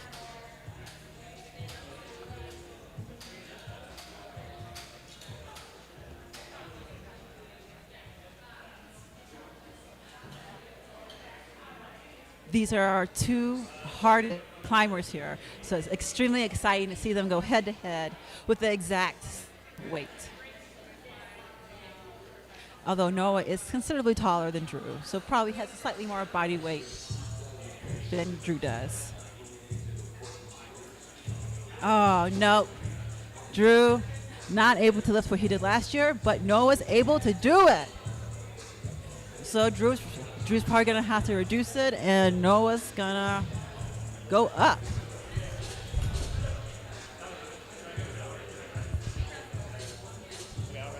That looked easy. Yeah, it didn't feel too bad. Yeah.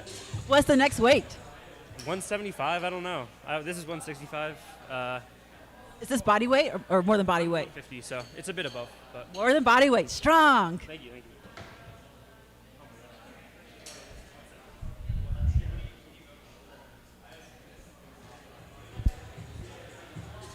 Let's see what Drew's deciding to do. If he's going to try again at 165, or is he done? Looks like Drew is done.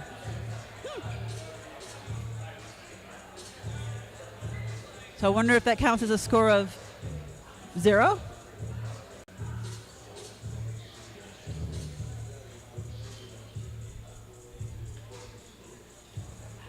What happened? I accidentally used my second try, but turns out my fingers are weaker than last year, which kind of makes my feelings hurt a little bit, but it's fine. Well, good attempt.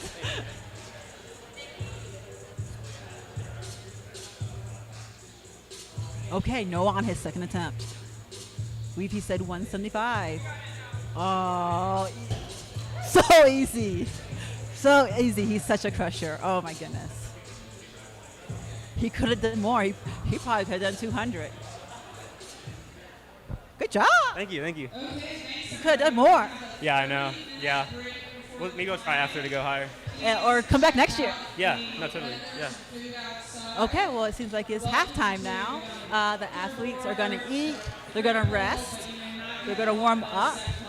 And then we have the most exciting part of the competition, the climbing part. And I know all the climbers are really looking forward to this part because that's who they are, climbers.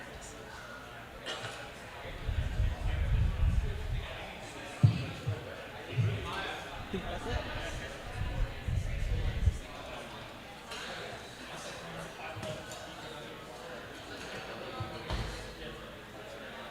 Looks like we're going to be doing some athlete interviews now.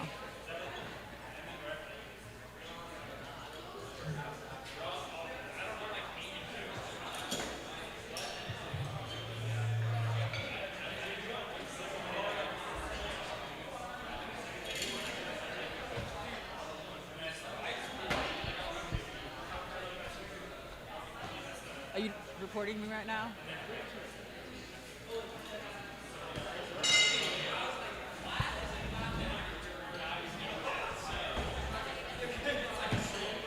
Okay, get chairs ready?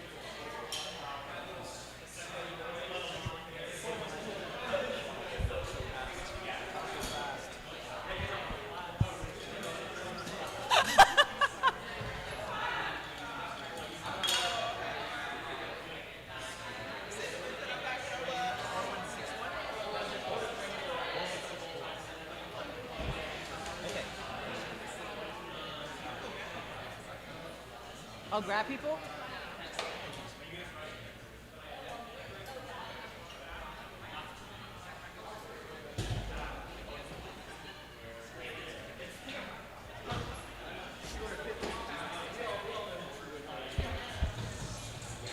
T, can I grab you for an interview?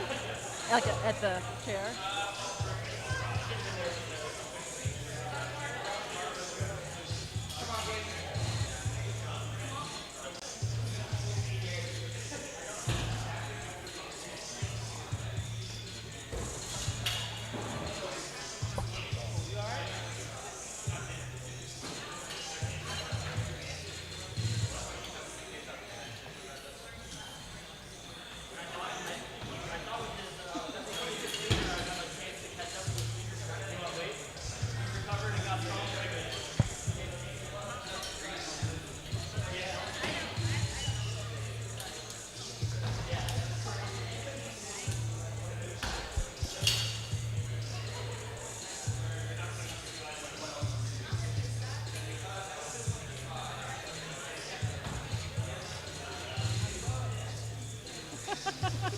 I'm so cold. No.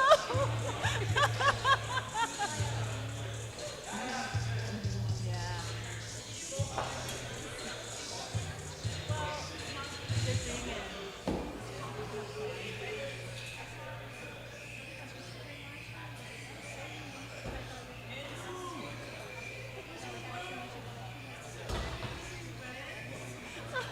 Thank you. I'm glad you came out. We're just having a conversation.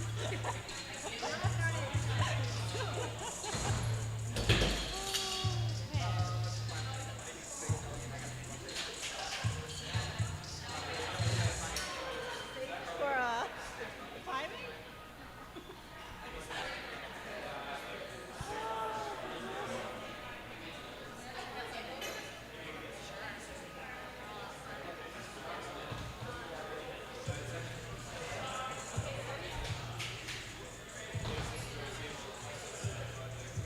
So T, how did it feel to compete today? It was really fun. This whole competition is super unique, so I just knew I really wanted to try it. How did you find out about it? I think I saw it on Instagram, and then I saw also the YouTube live stream from last year where I saw you commentating, and it was super cool. So I was looking to see if it was going to happen this year, and then I signed up. And how did it go for you? Honestly, I think I kind of surprised myself, both good and bad. I'm dealing like finger injury and then like knee injury, of course, but I still wanted to try and just see how I could show up. And I was really impressed knowing that I don't really strength train, so I thought it was pretty good. And I know what I need to work on now, which is good. It was a little awkward. Every time I came down, I was like kind of falling to the side, but I think I did all right. I don't think I was like too terribly far behind like the average. I saw you do it, and you had some impressive power. Thank you. Which was your favorite event so far? Gosh, probably the weighted pull-ups, just because I think I have the most room for improvement in terms of like already having a good base. So I think I'll work on those when I get back to the home gym. And then come crush it again next year. That's the plan. Well, thank you, T. It's been great seeing you compete, and I can't wait to see you climb. Thank you.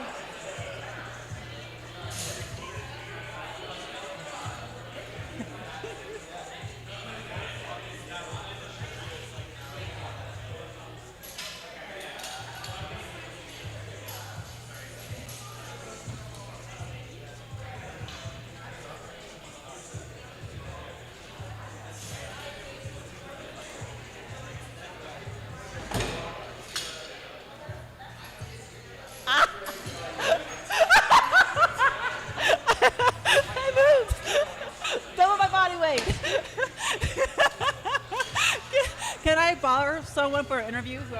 Anyone wants to come? Come.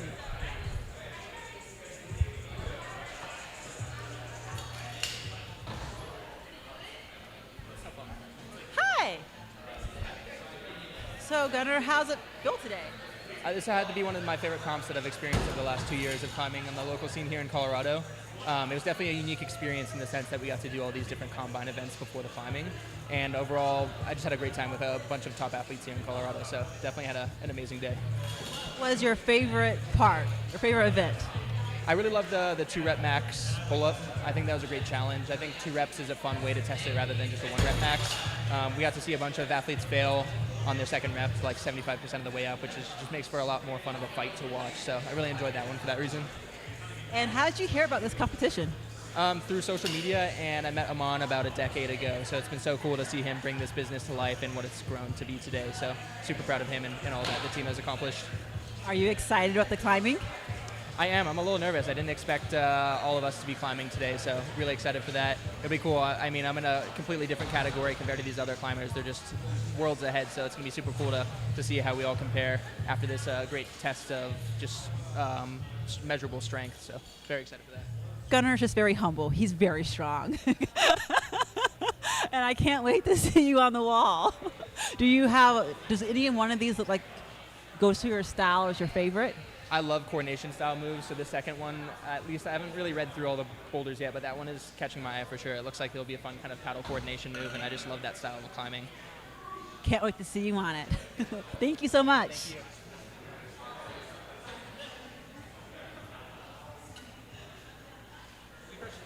Thank you. Thank you.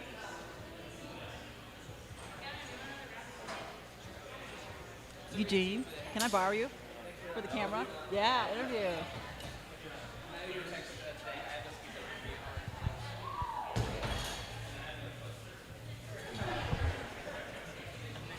Welcome, Eugene. Glad to be here. It's exciting. This is my first interview ever. Wow. How did the comp go for you so far? I'm doing pretty good, I think. Way better than I thought I was going to do. And that's all that matters to me. I didn't come here to win because I can't compete against Drew, Noah. Those guys are crazy. They're on like a whole different level. But I think I did better than I thought. That's great. And they're also ages like older than you, so you have plenty of years to catch up. What was your favorite part of the day? Favorite part? I gotta say grip pull. Grip pull. I always love doing the grip pulls, even when I'm training and stuff. It's just fun to do. Mm-hmm. And you did over body weight, correct? 145. Nice. And how are you feeling about the upcoming climbing finals? Oh man, the climbs look super cool. I'm worried about number 1 though, because the moves look hard, and the 45-degree one. Both of those I'm kind of worried about, but they all look super fun. I'm excited to try them. Do you like dynos? I'm not the best at them, but I do enjoy dynos. They're pretty fun. Yeah. Number 2 looks like it has a good paddle dyno in it. I'm hoping zone is a good hold. If it's not, then I might be in some trouble. I'm sure you'll be fine. You have some strong fingers after watching you grip pull. Well, thank you so much. I can't wait to see you climb the finals. Yeah.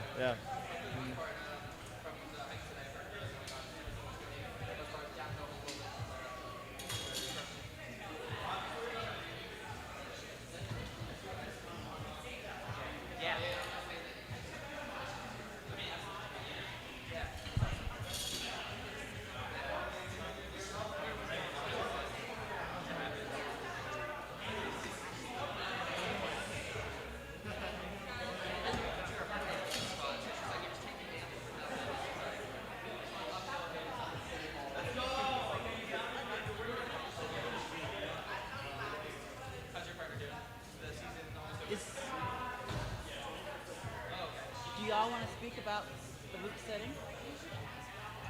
Nick. Oh, I thought know where he went. I can't even. He discovered. Yeah. Can I interview you? Yeah, sure. Great.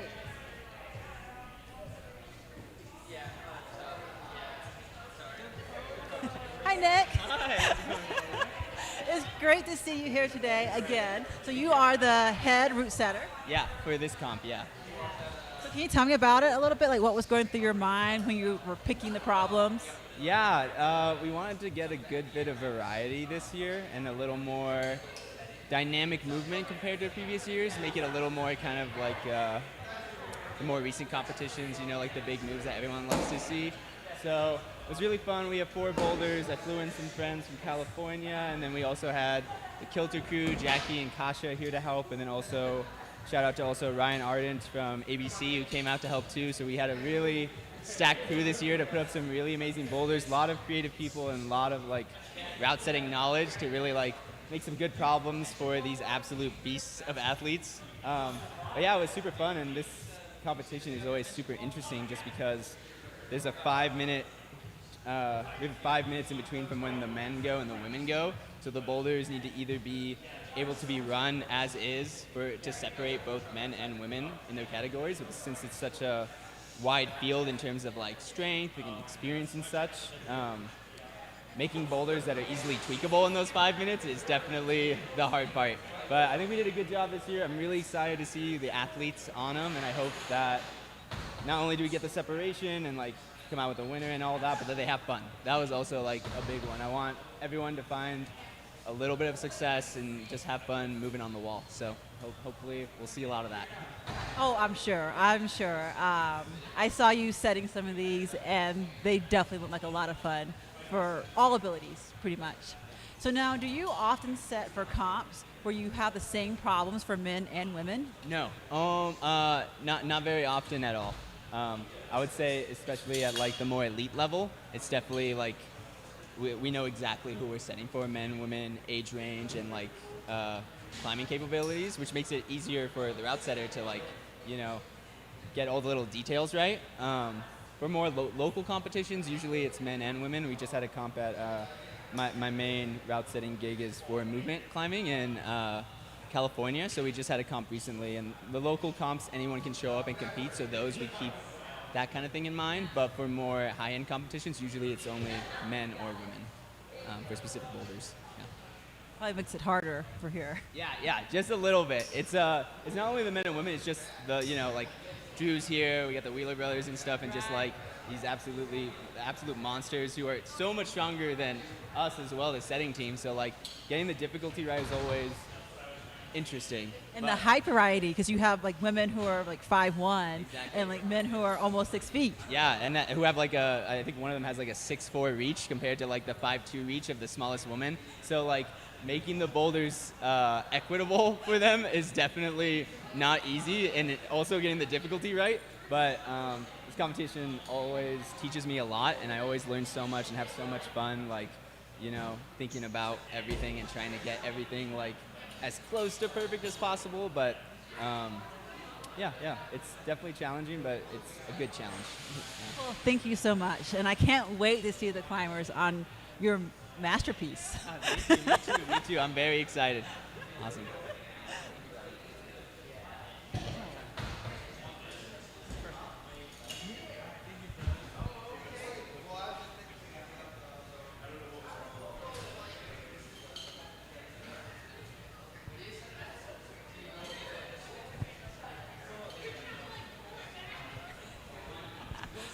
Hi, I'm here with Aman, the owner of Beast Fingers.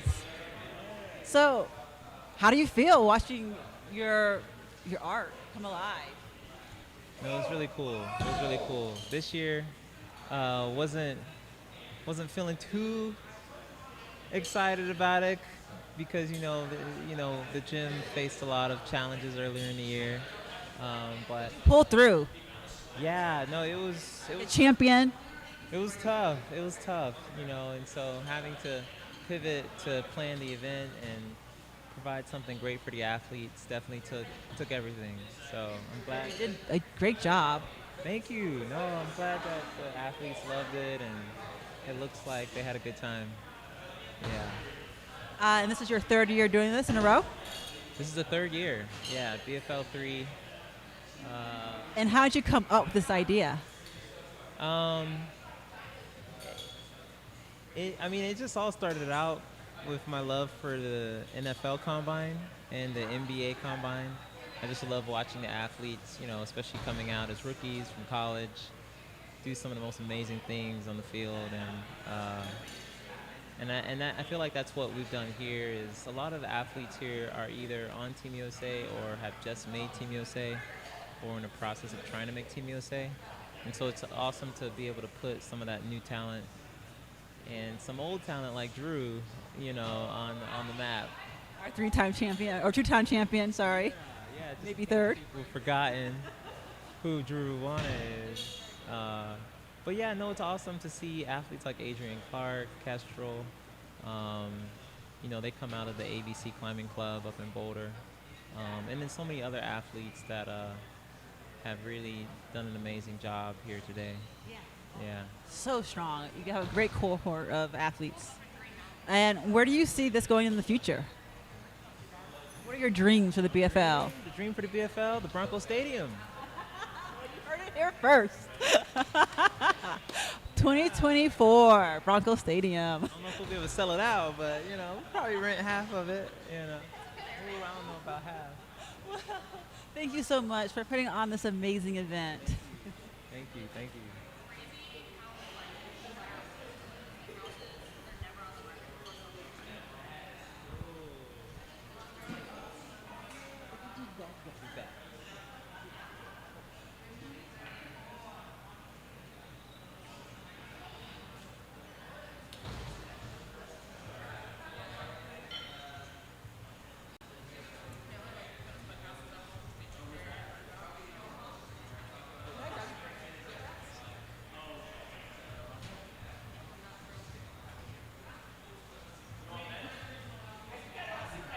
Hi, Gabe. Hi, how's it going? Great. How are you feeling? A little tired. I'm a little bit more tired than I thought I'd be after like an hour, but it's okay. I'm excited to climb. Hour of hard lifting. Yeah, it was hard. I didn't know what my maxes were. I was going to test earlier this week just to kind of get a gauge because I signed up like, I don't know, on Monday or something. And I was like, oh, well, we'll see what I can do. And then I didn't really test. I kind of just, work was tiring and then I didn't feel the best. So I just kind of relaxed and still made finals. So that's nice. You performed great. Thank you. Thank you. What was your favorite part?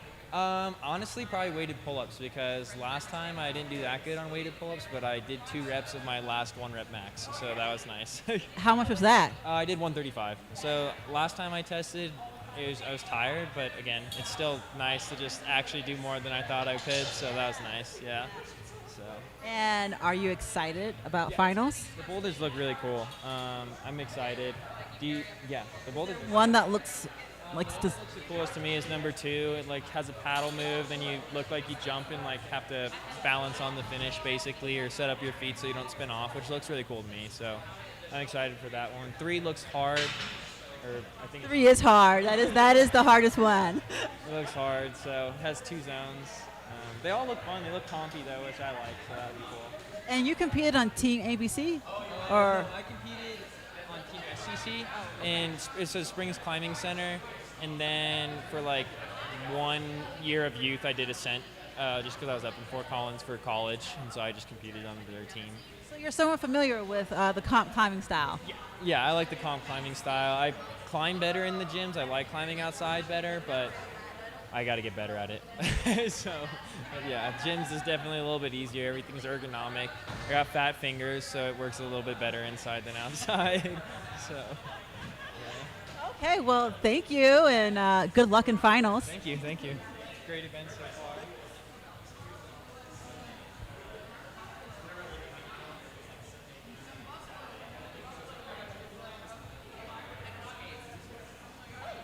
Can I grab you for an interview?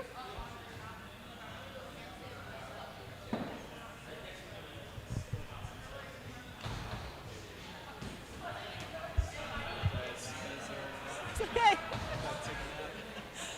So here we have Ruana. How's it feeling today? Pretty good. Yeah, it's kind of interesting. I've been mostly climbing outside, and so coming back into the gym is a little bit of a shock to the system. But so far, so good. And how are you feeling about finals? Pretty good. Climbs look really fun. One that looks like more fun than others? They all look great. I don't really know. I kind of have no expectations. I haven't really been climbing inside too much. After I stopped competing a few years ago, it's always a bit interesting coming back in because it feels like I'm not fine-tuned the way I used to be. And if anything, that's better though. Kind of just no expectations, go in, just climb, have a good time, and so far so good. And what's next on your outdoor goal list? Because Drew has climbed too many to count. V14s, V15s, and 10 V16s. I have a lot of V17s that I feel very close on right now. So I'm hoping if I can just do one, that'll kind of like get through a mental break and just be able to start doing more of them. Yeah, I want to say for this next season, I have like probably 20 V15 or harder climbs that are like ready to go. And so, yeah, I'm just hoping the weather gets good and I can stay ahead in school and keep trying all these climbs and hopefully can do some of them, all of them. We'll see. I bet all of them. I hope so.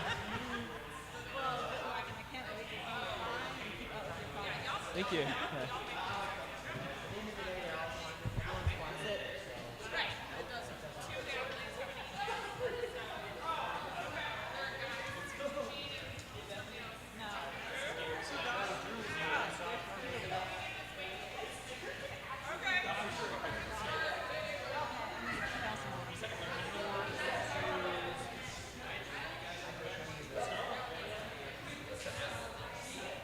Did I grab you for an interview?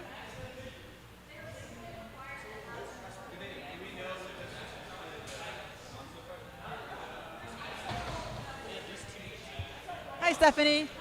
I'm sorry, I called you Steph a few times. So, how did today feel? It went pretty well. I think I definitely enjoy the more like stereotypical athletic movements, so vertical jump and bench over like what I should be better at, the climbing ones. But overall, it was fun. And how's it compared from last year? I definitely did better in some events and not as well in some because I thought that I could PR and I went for them and didn't.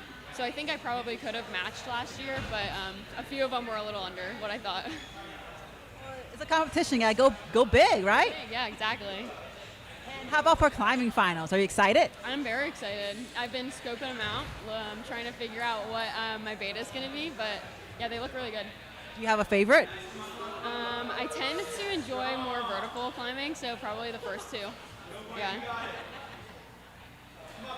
Well, thank you for competing again.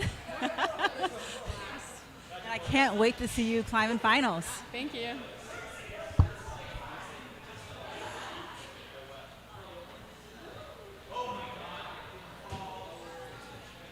Can I grab you?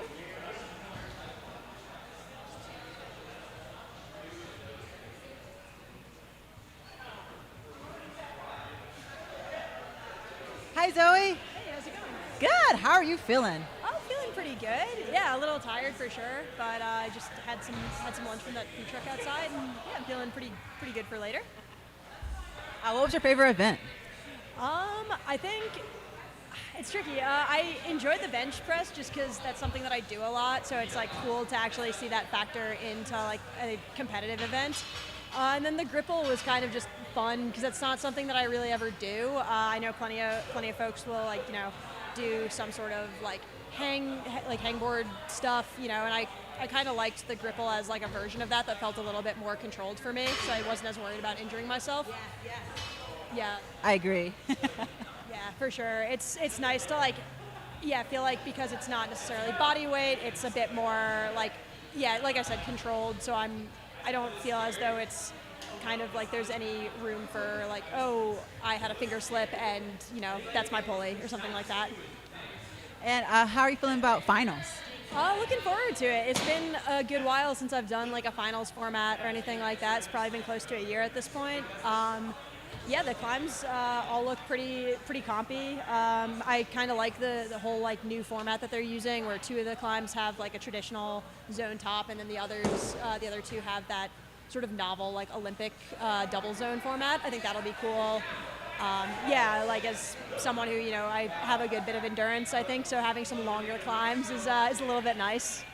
Are you a sport climber? Yeah, I definitely do sport climb and trad climb from time to time. So it's nice. Do it all. I try to. Yeah. It doesn't get boring that way.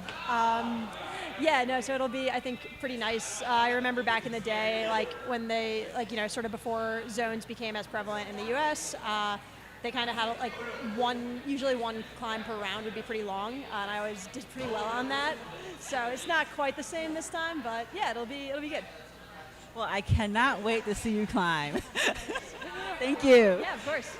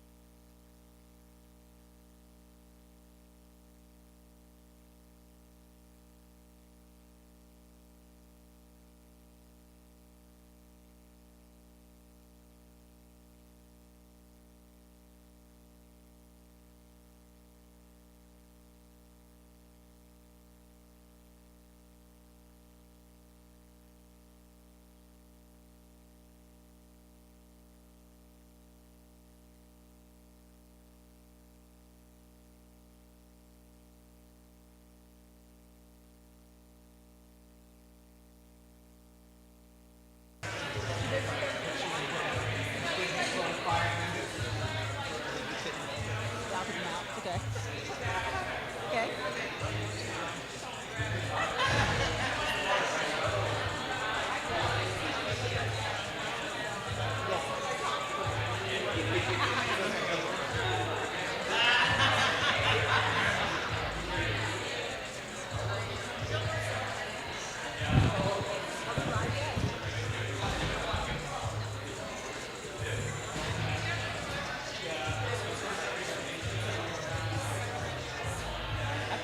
Test, test, test.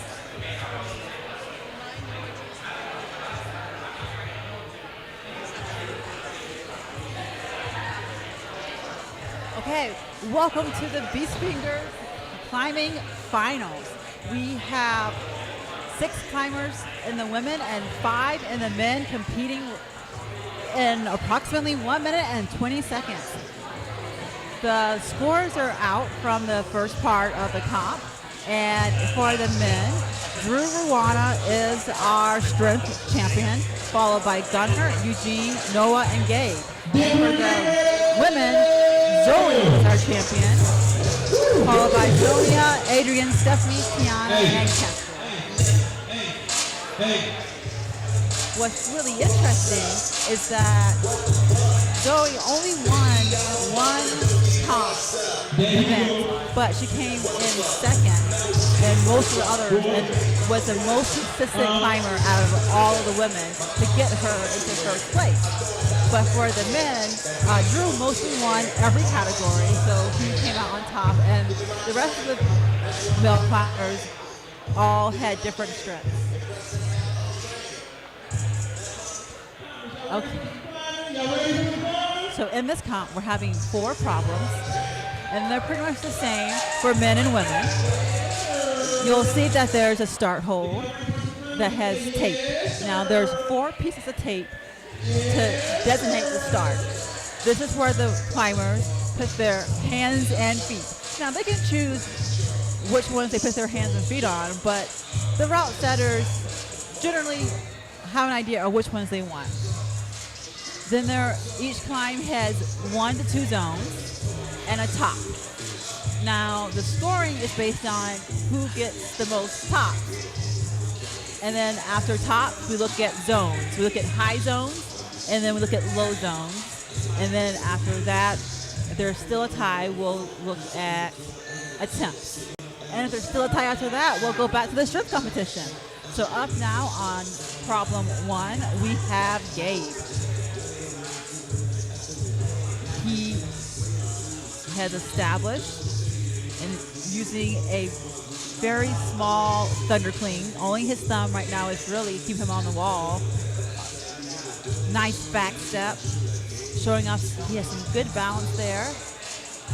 Looks like he might be trying to skip the zone hold. So each climber has 4 minutes to attempt each problem. And each climber has their own strategy on how fast they want to climb, how much rest they want to take. But once the 4 minutes is up, they're off the wall. So now he's established 2 hands on the start. Looks like now he's trying something different. He's using he's 3 fingers for the underclean. And he touched the zone, but that does not count because you must control the zone in order to get a point.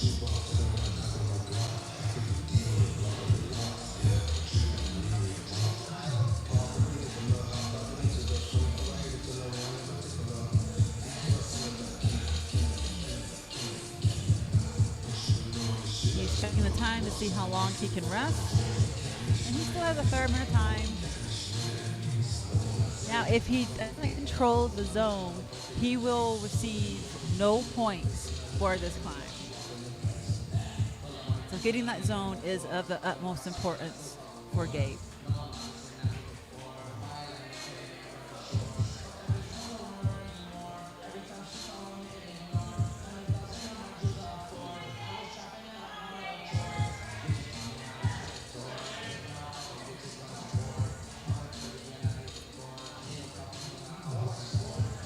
Going back to the multiple finger underclean. beta, and he's using a strong heel hook, but it slipped.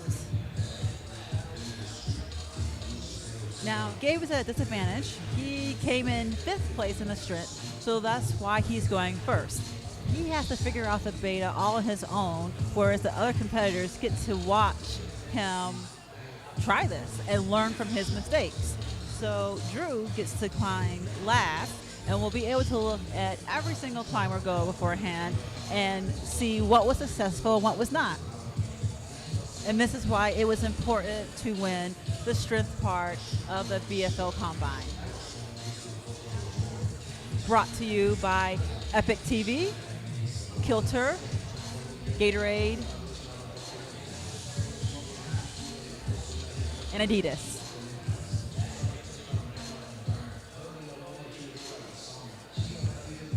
There's about 45 seconds on the clock. This may be Gabe's last attempt on men's problem 1.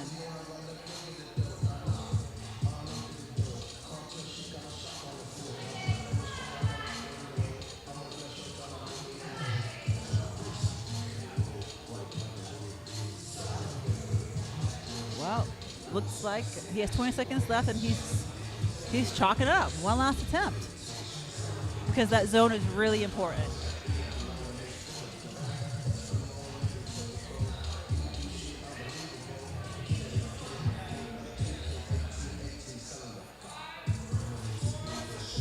And he's off. So no points, but great effort.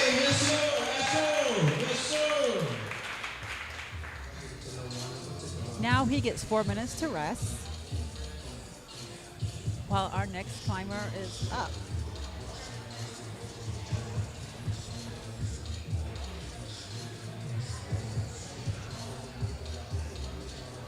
And our next climber is Noah Wheeler. He is a V15 climber and has flashed up to V13 just this past year in Rocklands. He had the most impressive climbing trip where he climbed too many double-digit problems, too many to count. But was where he flashed the V13 and climbed V15. He's one of our taller competitors today, and he won the vertical jump.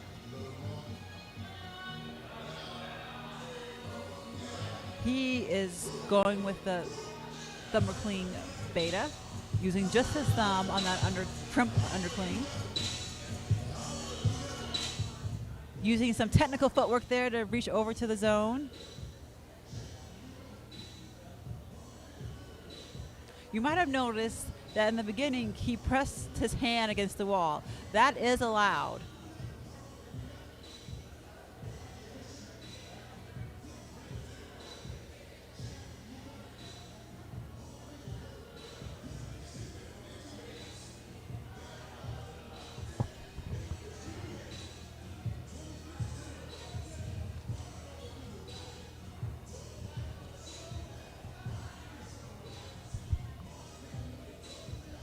Getting much closer to controlling that zone. Now Noah is 21 years old and has been climbing for 12 years. And his wingspan is about +1. So he has a 6-foot reach. Let's see if he can use that long reach to hit this zone.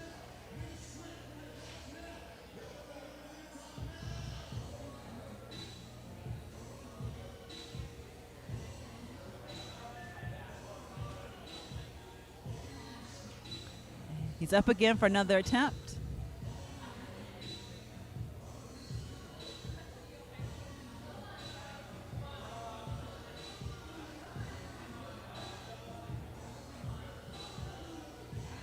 He has mentioned that comp climbing is not his strongest suit. He's much more of an outdoor climber. Well, it looks like he has touched the zone, gotten control.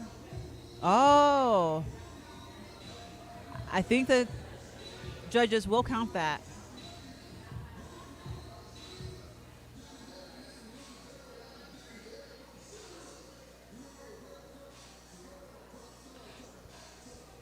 you'll see that the climbers have brought their own chalk bags, and they're chalking up with their preferred chalk. It helps them stay on the wall, increase friction. If they have sweaty hands, it will help them not slip off.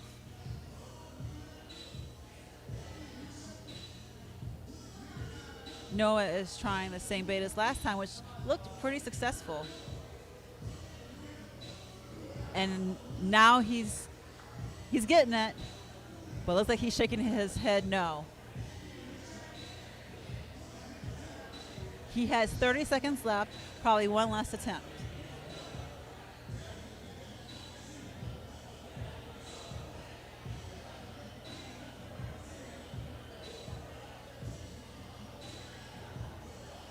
And that will be it for him. He likely got one zone. Oops, sorry.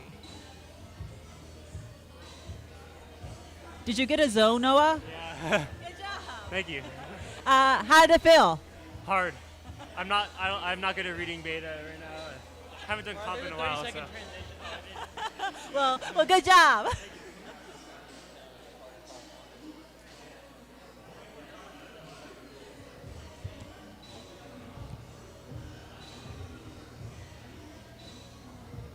Okay, so we have Gabe up on problem 2. So Gabe right now is brushing the holds. That long stick has a brush at the end so that he can get caked off chalk off the holes, because if there's too much chalk, the hole becomes more slippery, and we don't want that. And now we have 2 climbers on the wall. We have Eugene on problem 1, and Gabe doing a fantastic flash attempt on that paddle dyno.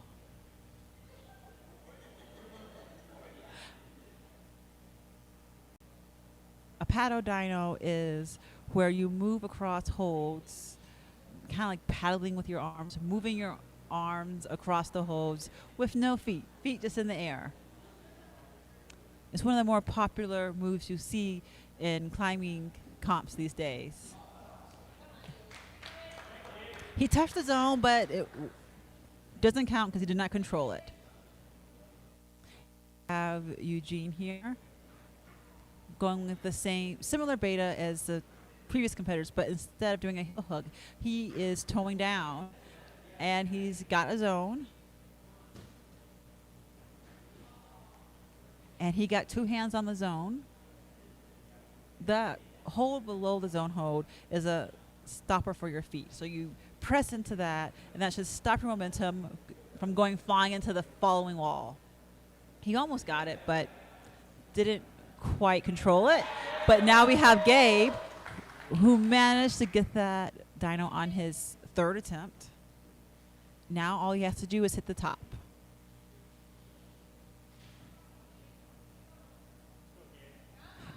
It appears he's going to have to press into the corner.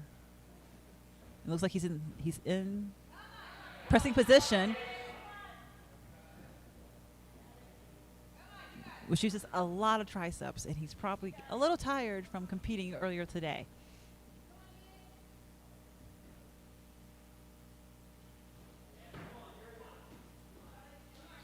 He's trying to gain momentum, but not sure for what end. Oh, and then he dry fires off.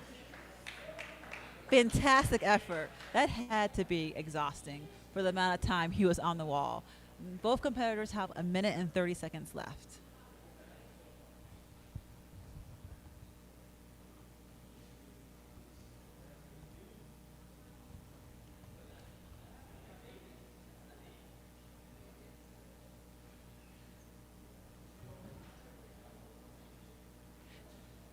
Now, Eugene is 16 years old, and he's a junior at Ralston Valley High School, and he is a member of the BFL climbing team, which practices right here at the Beast Fingers. So he's on his home turf.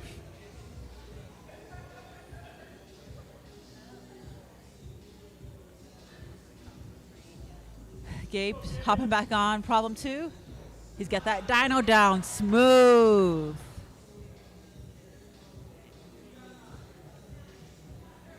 Now he's pressing so much better. He learned a lot from his first attempt. Will he get the top?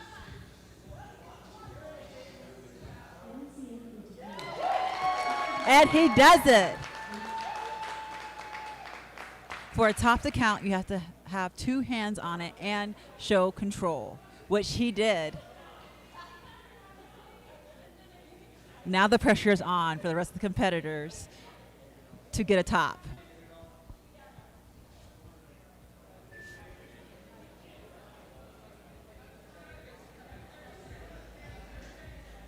Okay, looks like Eugene is saying he's done.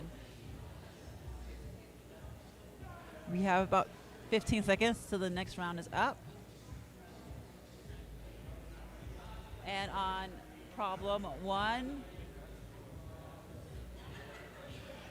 we have Gunnar. And on problem 2, we have Noah. Now, Gunnar Otterson is 26 years old, and he's been climbing for 10 years. He's from Denver, and his wingspan is +0, so which means that his height and his wingspan are the same. Noah's struggling a bit on the dyno coordination, but each attempt is improving.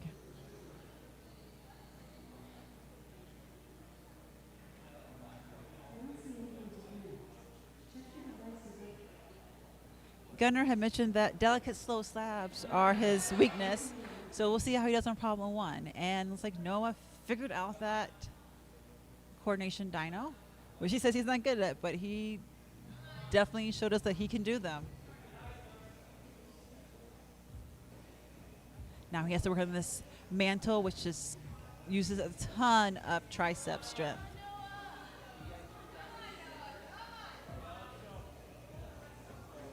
He is our tallest competitor, and he is trying to fit in a tiny box. But he showed us in the mobility drill that he is the most flexible climber here.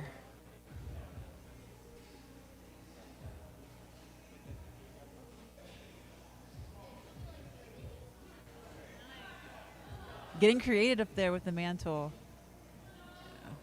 You can tell he really wants that. He's climbing really high in the wall. Wonder how high he's going to go. I don't know if that's going to help him. Oh, fantastic attempt. As some of the most unique climbing I have ever seen at a climbing competition.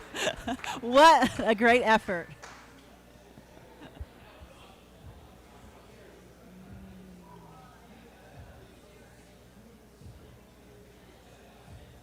Okay, Gunnar's jumping back on problem 1 and coming right back down. They have 1 minute and 45 seconds left. I would imagine that Noah needs to take a big break after working really hard on that press climb he did up the corner of the wall. Gunnar is established on problem 1. Can he control the zone?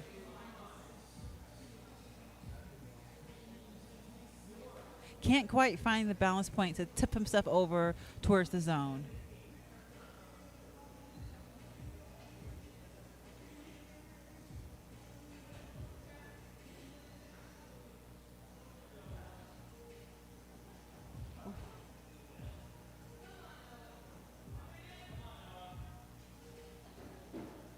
Noah trying the coordination dyno again, looking a little fatigued.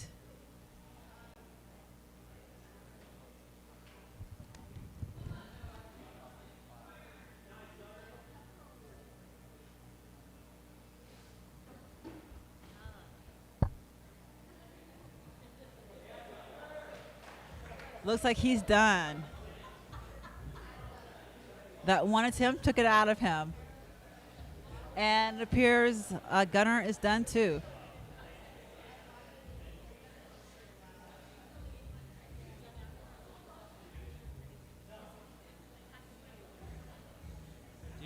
Gentlemen, how do these climbs feel? Fine. I feel super tired though. Great effort. I've never seen such climbing at a comp. You That was funny. I just look over halfway through the attempt and I see Noah basically like, I don't know, in like a human flag position or something, all the way up there. It was impressive. climbing up the wall. That was good. Well, good job, both of y'all. Okay. Now, we have our final male competitor, Drew Ruana. Drew has won this competition the past 2 years, and he is looking for another repeat.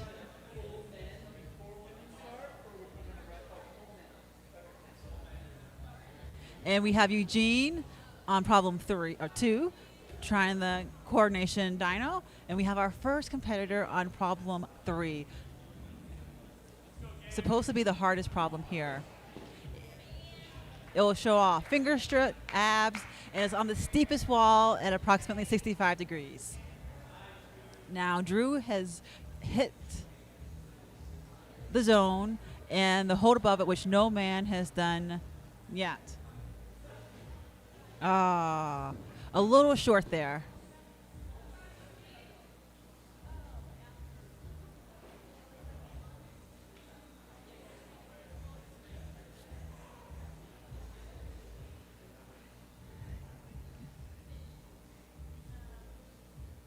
Gabe back on the wall.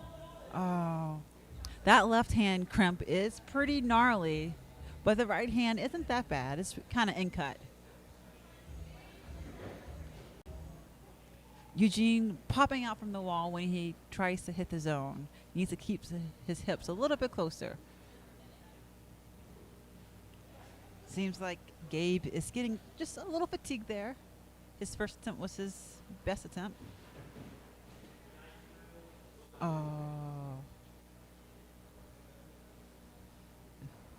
Drew's using different beta than the other competitors, going up for the hold above the zone first and then hitting the zone.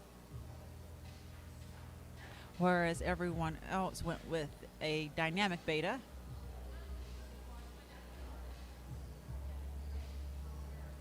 Sometimes the comp climbers, they get stuck and always thinking everything's a dyno, and sometimes they need to slow it down and be slow and precise. Gabe back on the wall,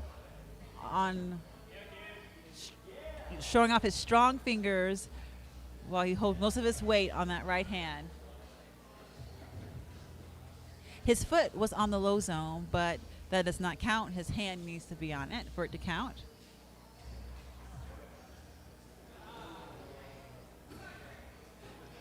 Drew showing small bit of frustration that he can't hold that crimp. And you can see that there's 4 holds up there, which the route setters did on purpose, because they're blocking off the best part of the holds, making it extremely difficult to hold. There's a minute left on the clock.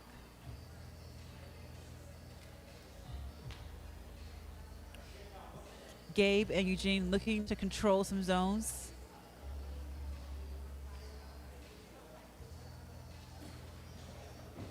Oh, pretty good attempt by Eugene. Gabe looking really good, almost, but his heel slipped at the last second.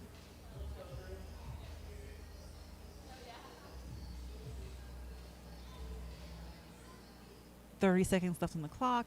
Drew getting one last attempt in. Same for Eugene.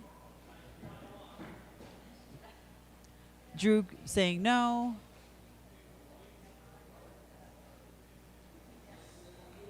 Gabe giving it one last try because he was so close to hitting that zone.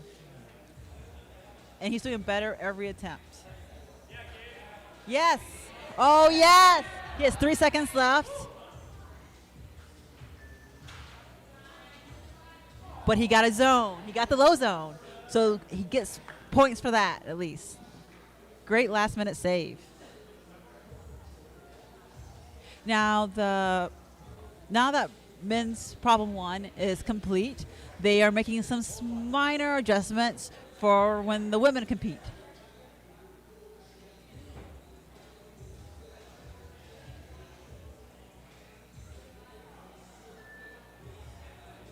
Now we have Noah on problem 3 and Gunnar on problem 2.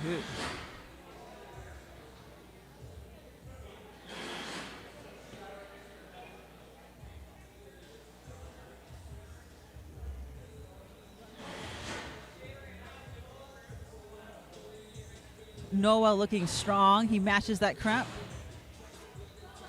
Campus is over and continues to campus. And he campuses to the low zone. No problem. He's moving nice and slow. Doing a bicycle with his feet, which is where you squeeze the holds with one foot in the front and one foot in the back. He's now going for the high zone, or zone 2. And he makes it.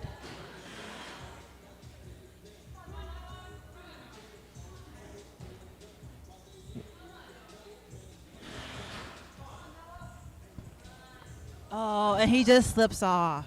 So close from the top. That took a lot of effort. He looks exhausted. Hopefully he can make it that far again.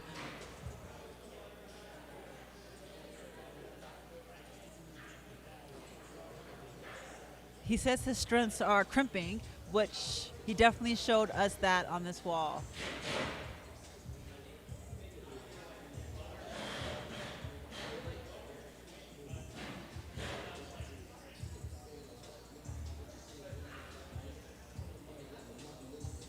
Gunnar trying the dyno on men's 2. Not quite reaching that zone.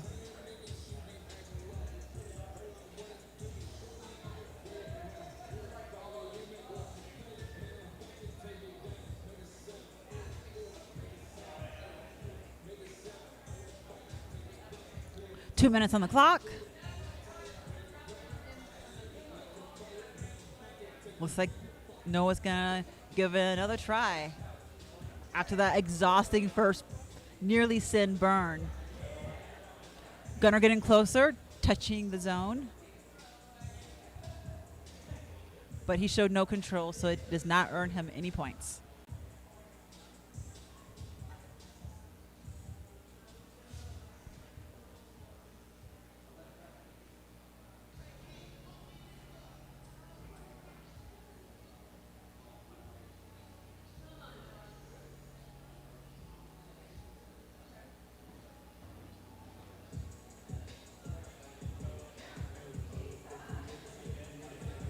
Noah using an undercling with his right hand and the bag crimp with his left. And he tries to bump over with the left.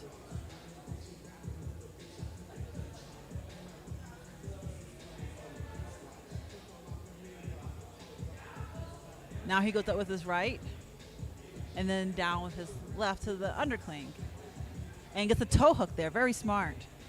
He has good choices in footwork. Seems like he's skipping some holes this time because he already has a zone. He's going to go straight up to zone 2. This saves him quite a few moves and energy. Really, really smart, efficient climbing. But he's a little tired.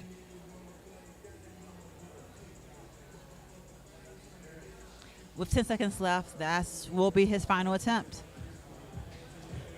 Gunnar trying to get a zone, but that will be all for him as well.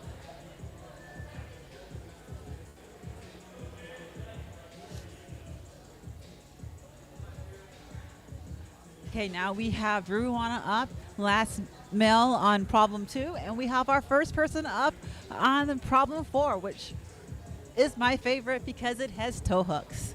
And we all know that toe hooks are my favorite thing in the entire world.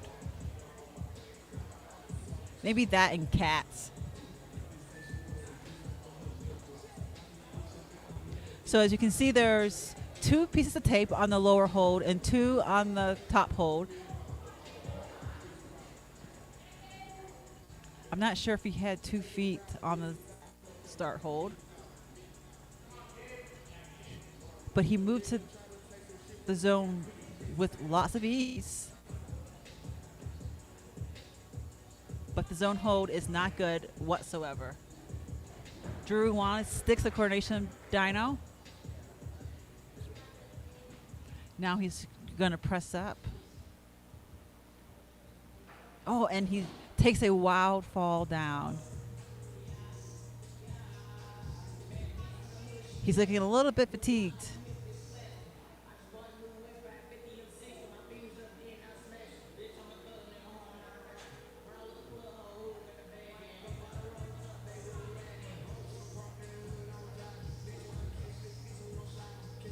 Eugene trying to get the first move on problem 3, which is the steepest problem at 65 degrees, also the hardest problem.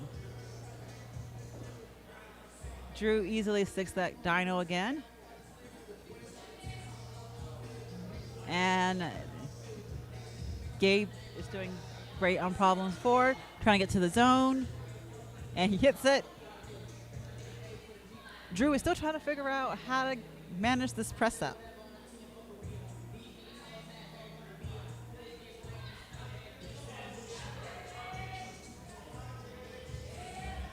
Gabe gets a heel hook, but it's not enough for the top. Oh, Drew saves an incredible save. His foot slipped, but he didn't come off. And a top for Drew Ruana. That's the second top we've seen so far.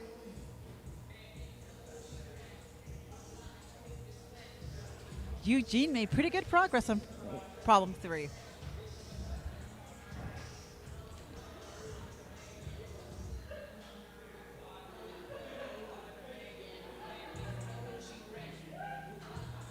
Minute and a half left on the clock.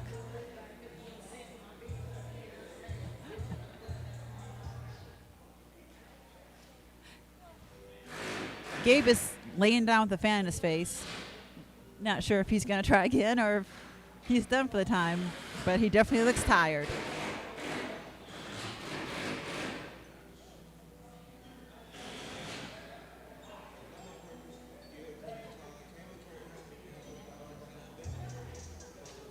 Well, it looks like Gabe's going to give him another try. He's going for the brush for this slopey pinch.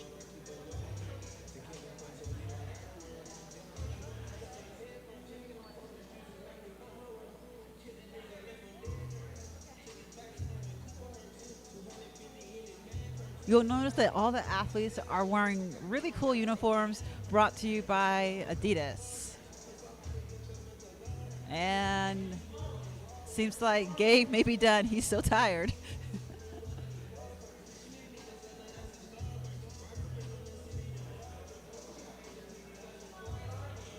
These are the final 2 problems for the men. All the men have done problem 1 and problem 2, so just 3 and 4 now. Gabe trying hard. He's done this move so many times now. Looks like he's doing a ring lock in there.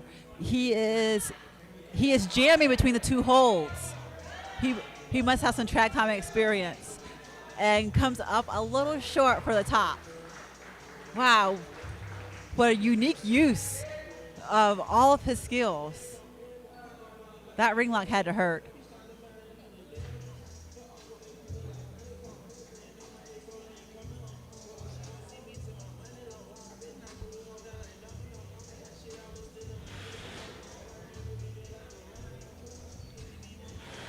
Gabe, are you okay?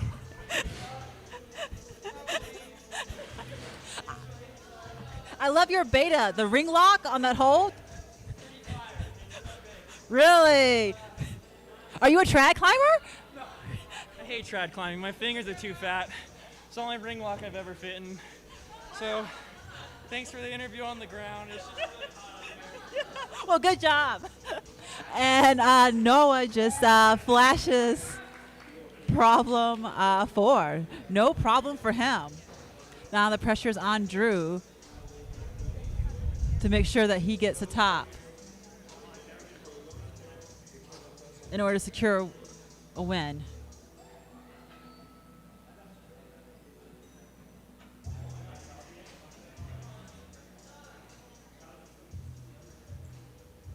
We have Gunnar on problem 3.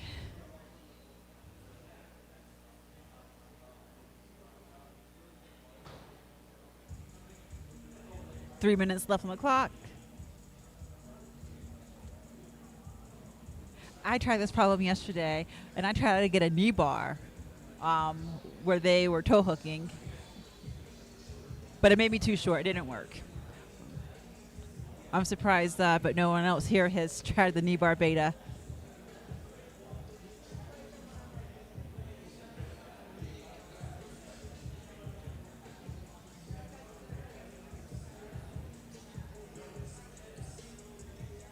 Noah, did you flash that last problem? Yeah. How'd it feel? It was really fun. I was like insanely pumped, but like just barely managed to squeeze hard enough. Did you do a ring lock? Yeah, I did like this. It's like so sick. Yeah, with a high heel. Boom. Yeah. Nice. Good work. Thank you.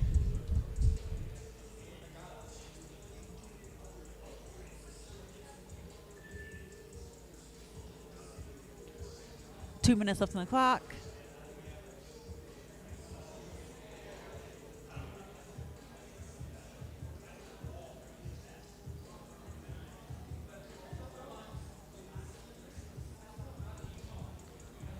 Looks like Gunnar's left hand just can't keep him on the wall long enough for him to get control of that right hand.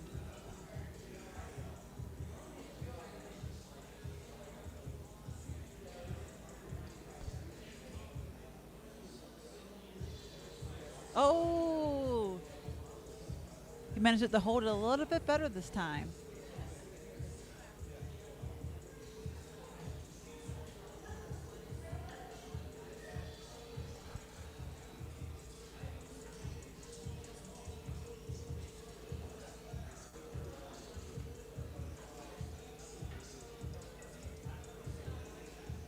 Kez, what are you thinking now when you're looking at the men climbing?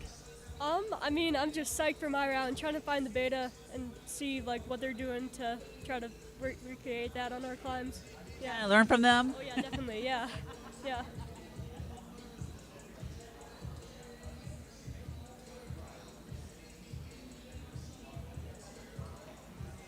Gunnar will probably get one last attempt on this. He's looking for the zone.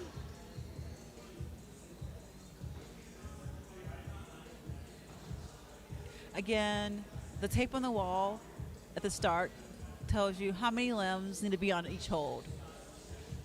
And then there are stickers that say zone, and then zone 2 and top. The top is the most important, that's what you're trying to get. But if you don't make it to the top, you want a zone. Higher the zone, the better. And that's it for Gunnar. So up last on men's 3 is Drew.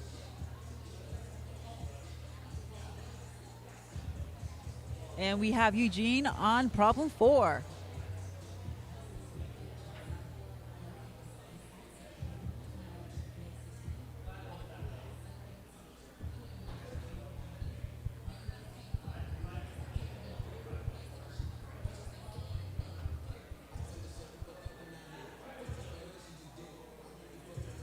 I suspect zone or problem 3 will go to Drew's strengths because it's the most like outdoor climbing out of these 4 problems, and he has been concentrating solely on climbing outdoors for the past year.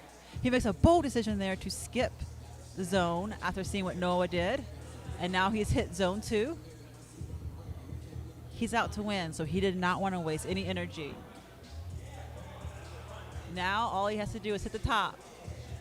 Trying to find the good part, but those people blocked it off, and he flashes that. He flashed the hardest problem here in true Drew Ruana style. So now I believe he's the only competitor who has 2 tops, and that likely secures his win.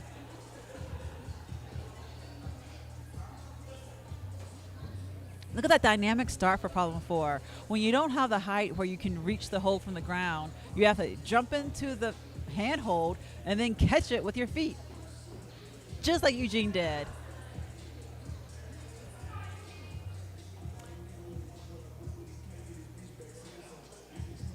He's checking with the judge if he can use the sidewall. That's how comfortable he is on there. He can just hang and talk.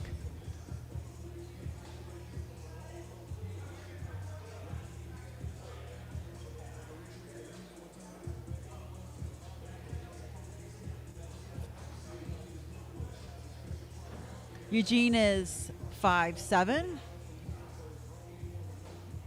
which makes him, I believe, our shortest competitor. So he has to jump the highest out of all the men.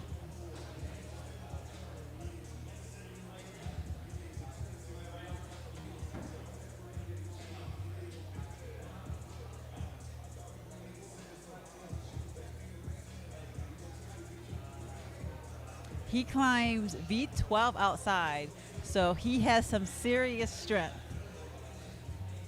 But I think his height is a bit of a disadvantage for this problem.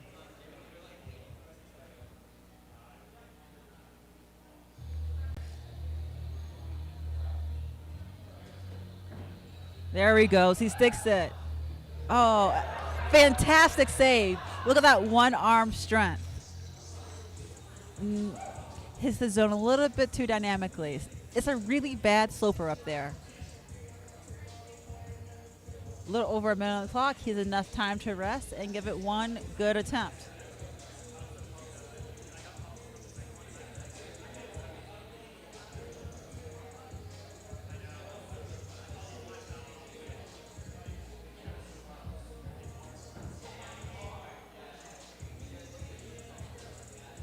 He has to be exhausted from trying that jump so many times after doing the vertical jump earlier today.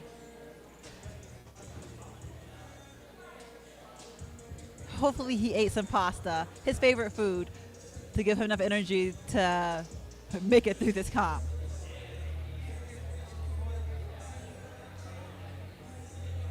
And he's chalking up for one more go.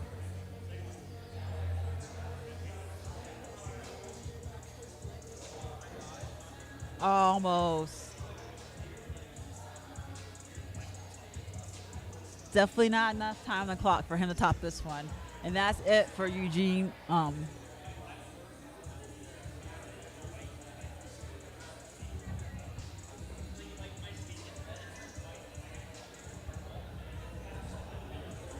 Now we have a rest before our next competitor is up.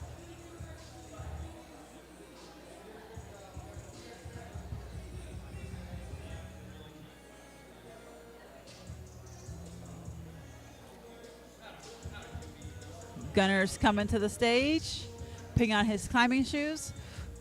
You'll notice that the climbers are all wearing kind of different shoes, but they're all wearing climbing shoes. And climbing shoes are important because they are covered in rubber that's made to help you stick to the wall. They're usually downturned, kind of like ballerina shoes, like ballet shoes, so that you can stand on the tiniest edge. Climbers choose between hard shoes and soft shoes. For climbing comps, they generally go with softer shoes because they allow you to do more of the running on the volumes, and they mesh well when you have to dyno and stab your foot into the wall.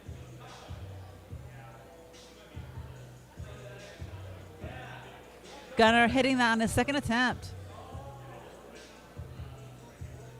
And he was too low on that left hand when he went out.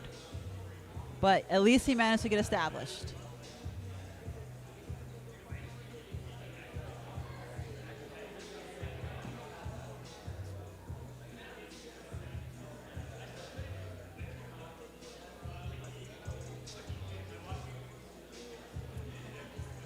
Nice. He got a little bit higher that time, was able to hold on for a little bit longer.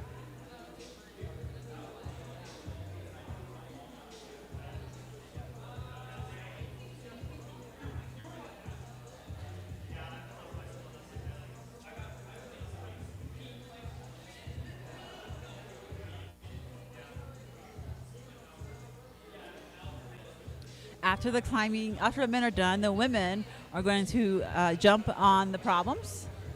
And they also will have 4 minutes per problem. After the women are done competing, we are going to have the after party with a local rapper, Amizi, performing for us.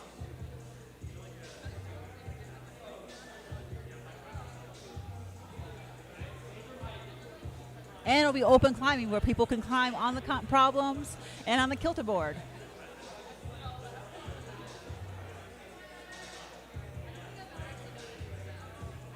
Yes, he sticks it. He matches real fast. Trying a high heel hook beta there. Almost. I don't think that's enough control, but that will get him a zone. He should probably be happy with at least getting some points on the scoreboard for this last problem. Every zone counts.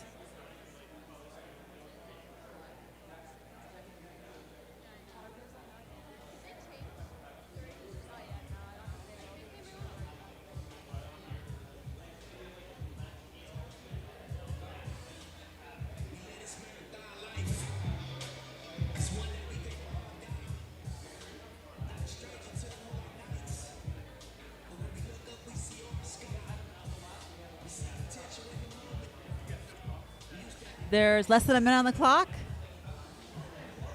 So Gunnar probably his last attempt. Is able to stick it again. More clean than last time. He's sticking deep.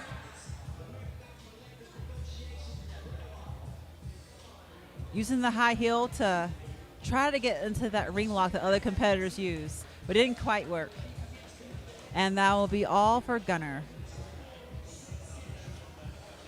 And we have one last climber for today. Or for the men's, Drew.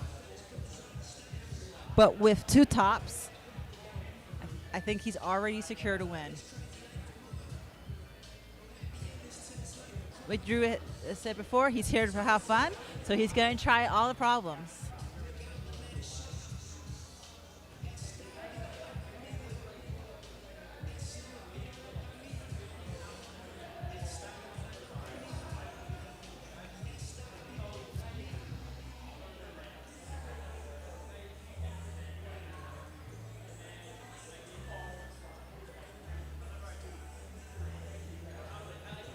Drew is also rather short, so he needed a significant run-in to make it. He went straight for the ring lock and the heel hook and easily flashes the problem. 3 tops for Drew Ruana. And that definitely secures him his 3rd BFL championship. He is the champion of strength and the champion of climbing. Now we have a few minutes before the women take the stage.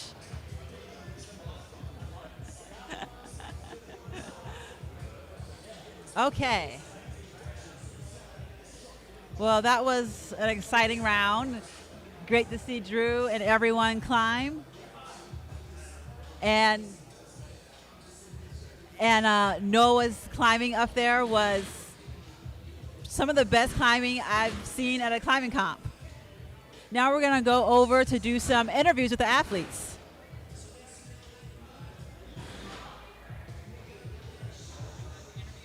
Yeah.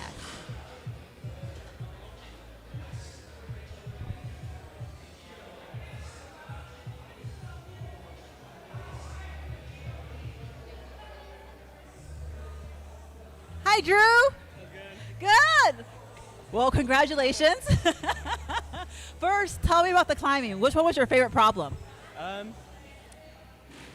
don't know. They're all really cool in their own way. Like the 4th one was really like committing, I guess. Same with the 2nd.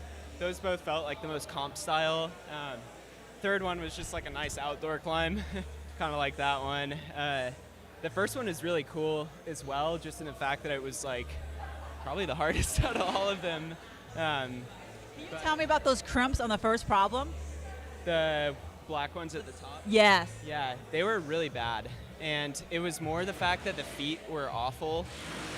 I felt like I just could not trust my feet, and I think most of the tries, at least 2 of the tries, I felt because my foot slipped, and so that made it a little like, oh.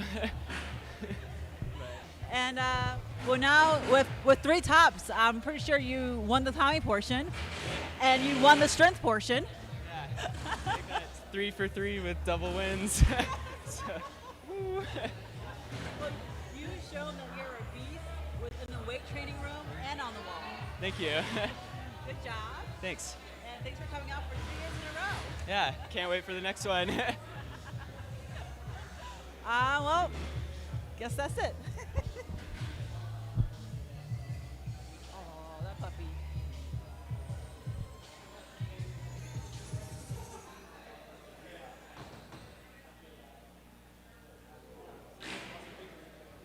Can I get you for it?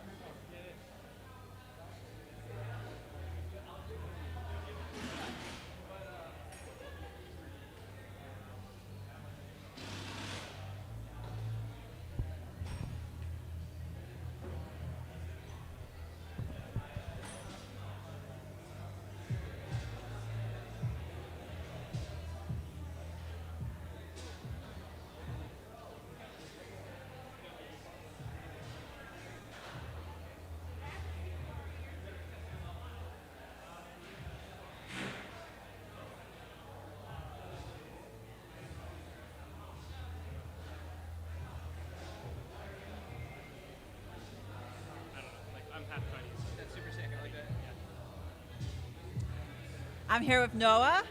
How's it going? How was the climbing? It's good. It was really fun. I got pumped super quickly though. I'm still like a bit.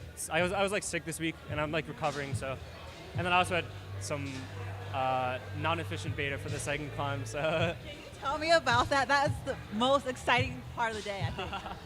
Yeah, I don't know. I didn't know what to do, and I have really weak triceps. So I couldn't do the conventional beta most people were doing, which is like sort of push like this and then reach over. And so I just like try to push like this and like get my other feet over and then reach my left foot to do like a split. But yes, I mean you showed us that you have lots of flexibility, and you showed us there again. Yeah, I guess so. Yeah, it almost worked. So, yeah.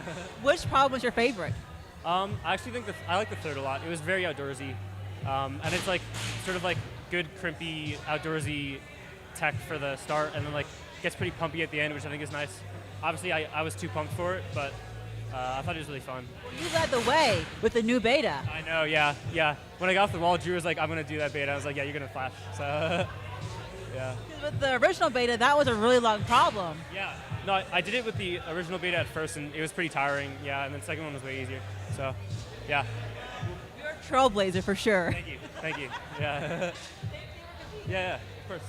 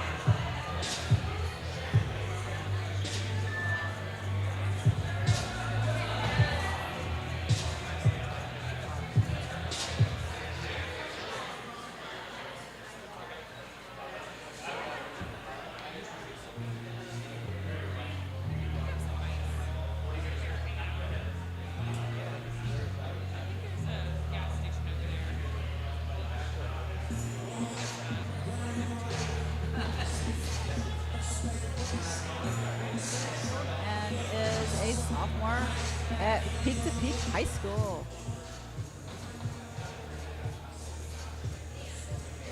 Doing really well on problem 1 in her first attempt. Has a zone.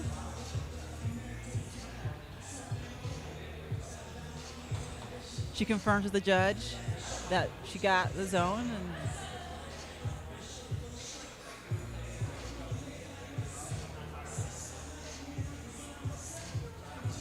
Kez is 5'3" with a +2 wingspan.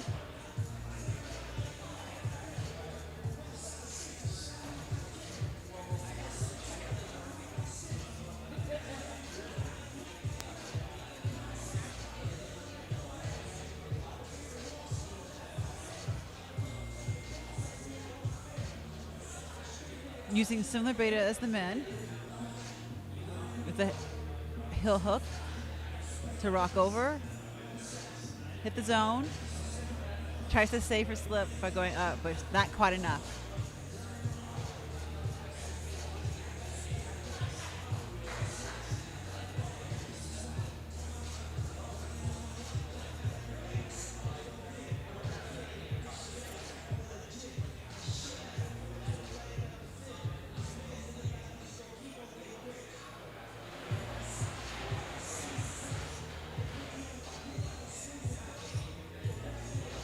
She's back on the wall again.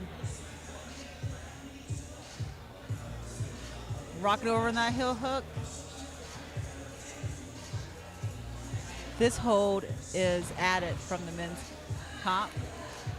She is using all of her 5'5" reach to touch that hold. A very good attempt by Kez.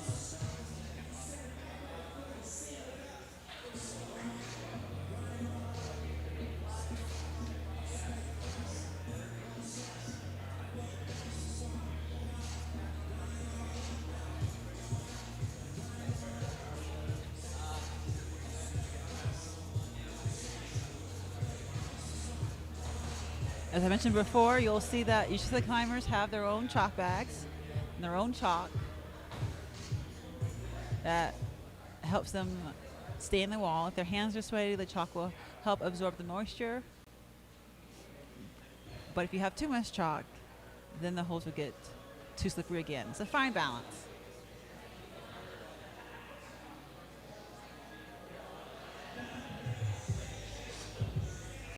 Using all of her reach.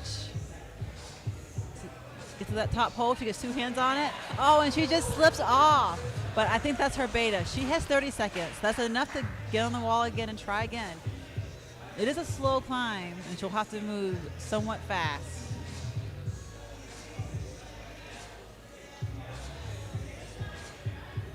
But she's moving fast. She knows what she's doing.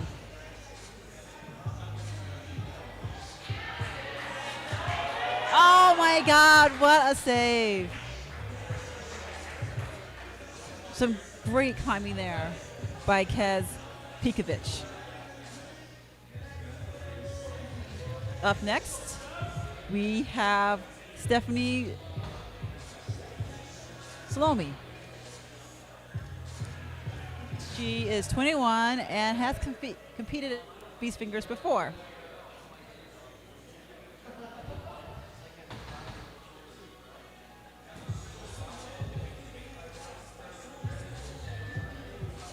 Stephanie climbs V10 outdoors, and she's 5'4" with a +2 wingspan.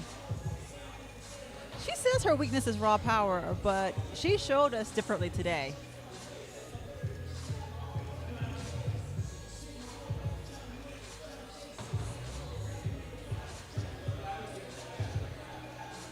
Instead of rocking over on a heel, she's rocking over on her toe.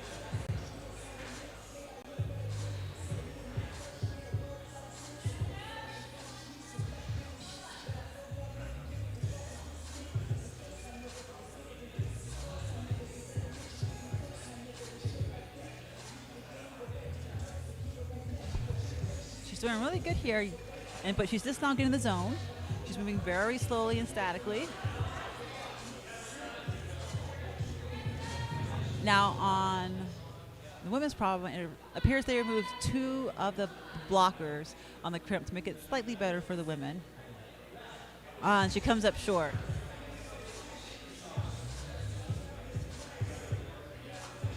Steph says she likes vertical climbing, so this is the most vertical problem here. So hopefully she's enjoying herself.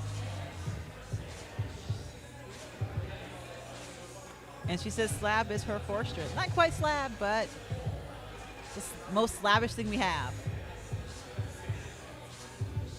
2.5 minutes on the clock, plenty of time to rest and try again.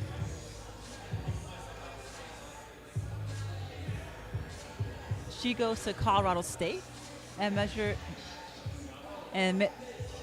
majors in health and exercise science. She's been climbing for over 10 years. She started on a youth climbing team around 5th grade.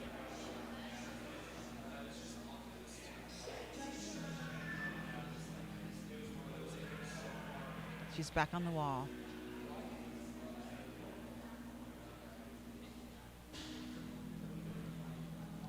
She knows what she has to do. She just has to execute it. But a foot slip takes her out. That's the tricky part of slab. And, well, this is not actually slab, but the tricky part of more vertical climbing, the holds are usually bad and the feet are bad and you can slip at any time and you can't catch yourself.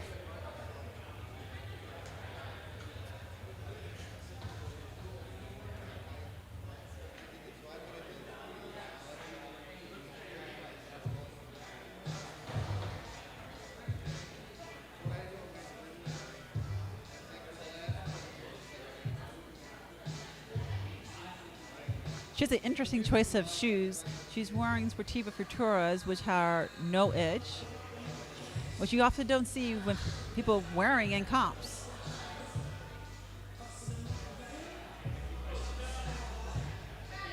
She's moving very slowly, and you can see she is crimping the edge of that hold, and that is allowed. These competitors all have such strong fingers that they will use anything as a hold, anything.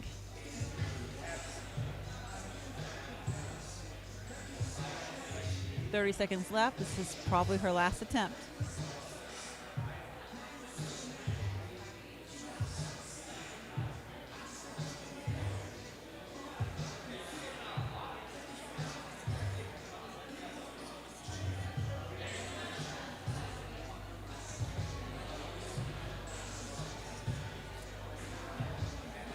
She can't keep the tension there. They have the foot that you're supposed to push out on, and just couldn't hold it, but very good attempts. Now we have Tiana, but she prefers to go by T. Schwartz. This is going to be interesting. She had knee surgery back in March. She tore her ACL, her PCL, and her MCL in a combination of climbing and a car accident. So she's 6 months out. She climbed V10 before her surgery.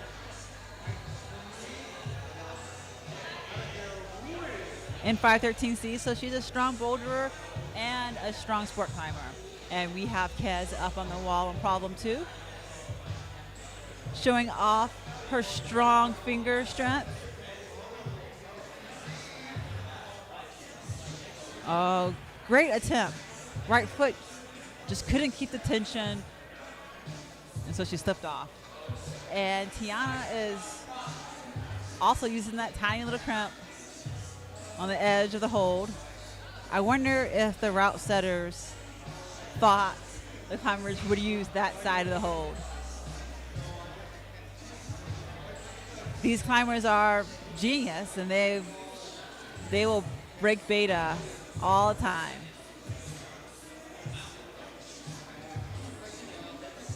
Beginning part of this looks so easy for Kez. It's nice and smooth. And she holds that. Nice. She has a zone. Now she has to do the awkward press.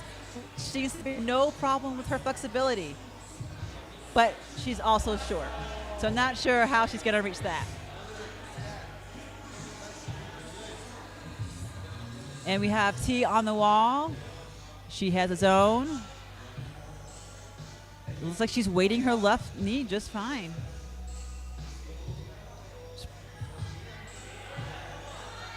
Oh, wow, what an incredible save by Kez. And she's using every bit of her height and wingspan to try to reach that top.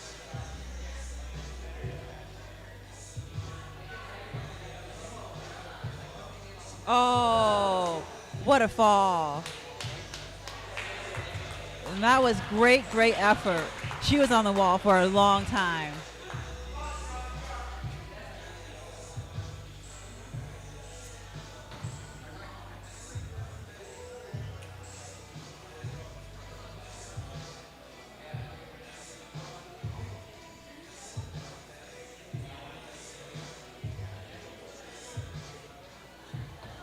T back on the wall. Hopefully her leg isn't bothering her because this is definitely left leg heavy. And she has to weight it in order to get over to that zone. Nice. For both athletes. Kez back on the zone. She makes that press look easy. Showed all the boys how it's done. But she knows she's too short to put her foot on the zone and reach the top. So she has to find something else that works. Oh. Almost. Almost. She has 45 seconds. She's jumping right back on. Same with Tiana.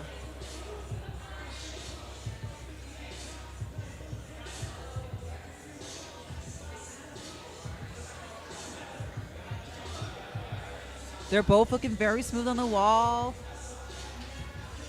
Kez climbed that 3/4 of this problem in 10 seconds.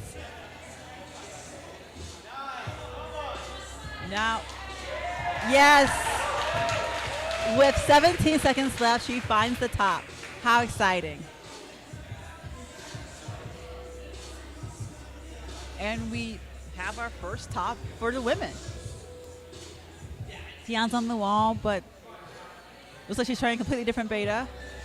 That's maybe more heavy on her right foot. Smart, but a little bit too late.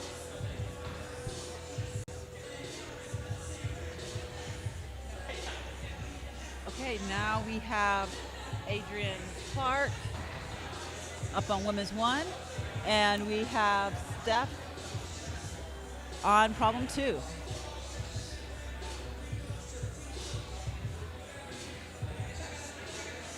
Adrian, these are actually both these competitors competed last year. They both climbed in finals. Very strong ladies.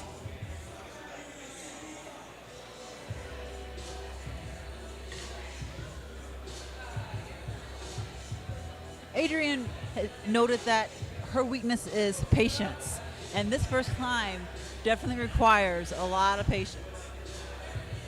We'll see how she manages.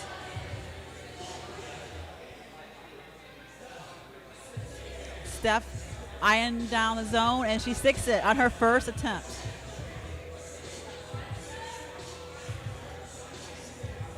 Steph is 5'4" with a +2, so has a little bit of reach on Kez. So we know if Kez can reach it, so can Steph.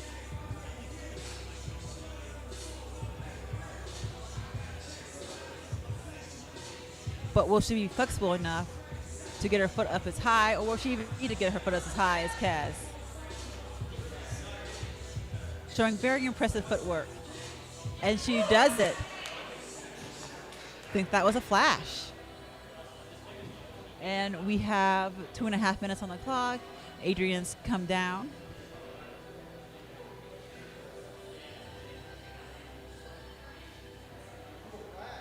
Adrian graduated high school this past May and now is fully focused on climbing. And what you can't see here is that she has the cutest puppy who is asleep right now that I'm looking at, but you can't see, unfortunately.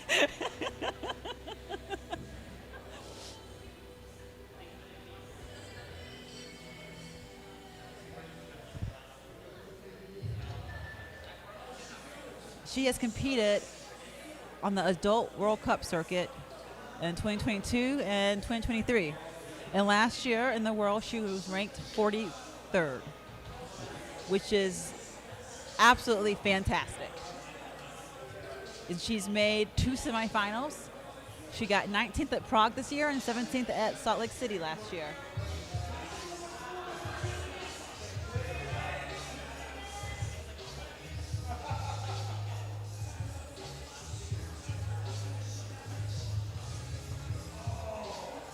She's looking for the best part of that hole, but I don't think any part is good.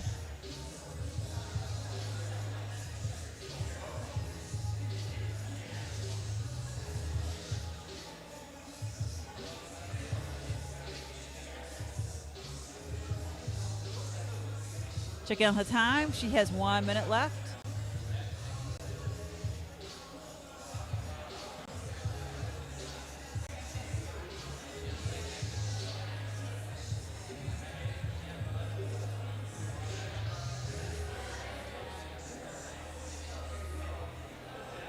Oh, her foot slips as she's going for the zone.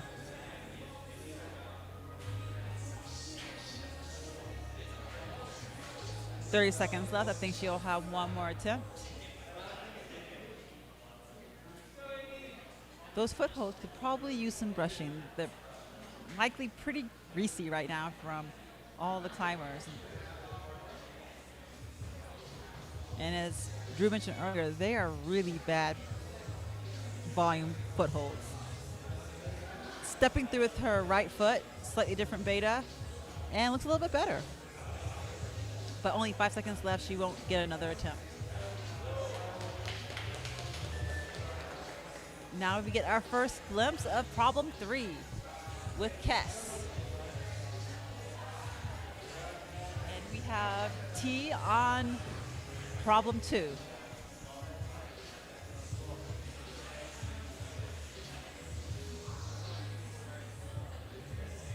And then we have Sonia on women's 1. Sonia is 18 years old and from Chicago, technically Oak Park, Illinois. She currently goes to Colorado College and majors in math and engineering. Kad's making easy work of problem 3 and is skipping the zone like the men did.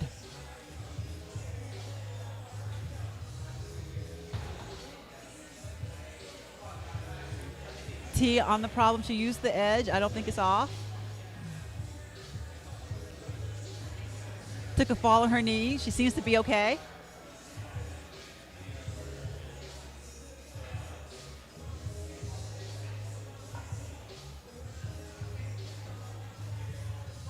Sonia has been climbing for 6 years, and she is on the climbing team at Colorado College. So hopefully she has some experience at these comp climbs, which she's showing us. She's doing pretty well. She's happy with that beta. Tiana using a creative toe hook. Oh, and slips off that hold.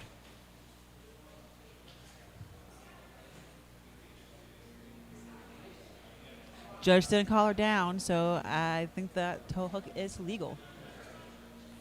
Kez back on the wall.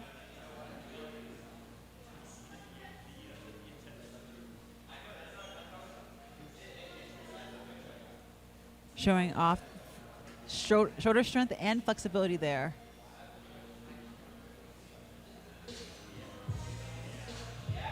Oh, caught herself.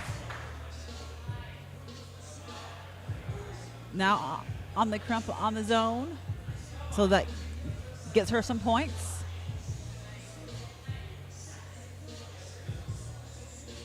This is a very long endurance problem of a boulder.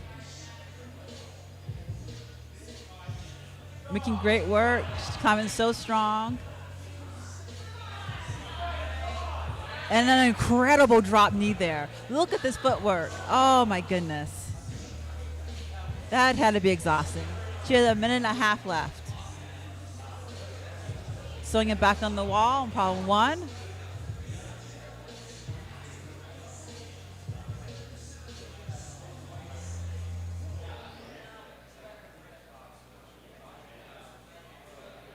Matching that undercling. And loses her balance. She has a minute left, so she definitely has plenty of time to come on. T is climbing this smarter every single time she goes up. Look at that toe hook. She's finding a rest. But a little too short to hold the toe hook and hit the hold. Tiana is 5'2" with the +2. So she is our shortest competitor. She's our shortest competitor trying the tallest beta.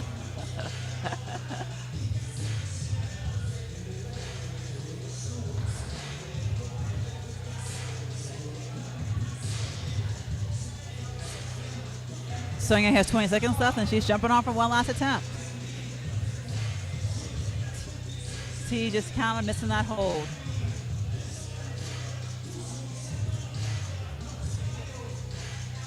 Only 5 seconds left, and Sonia is down.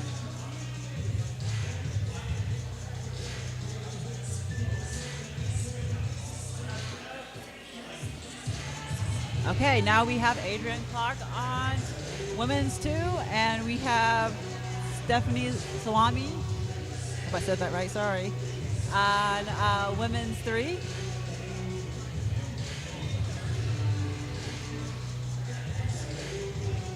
And our strength champion has now on problem 1. So only one portion of the strength, which was the hollow body hold, where she crushed with 2 minutes and 30 seconds. But she got second most other of the events, which led her to be the most consistent athlete of the women and get her first place.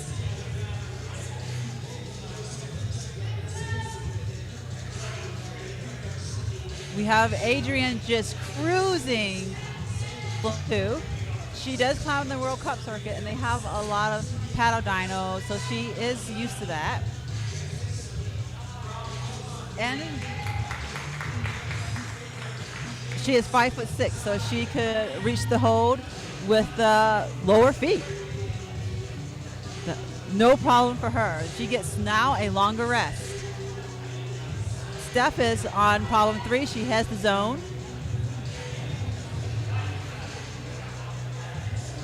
The low zone. Problem 3 has 2 zones.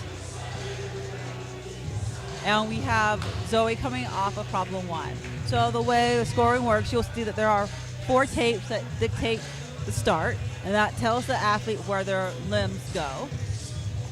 There's a sticker for the zone, and problem 3 has zone 1 and zone 2. So if achieving zone 2 is better than achieving zone 1, and the best thing to achieve overall is a top. So you get the most points for a top.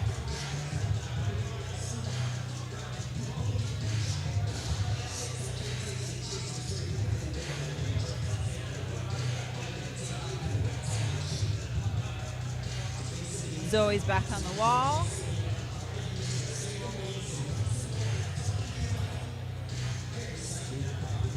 She is our oldest female competitor at 26, and she has a master's in epidemiology.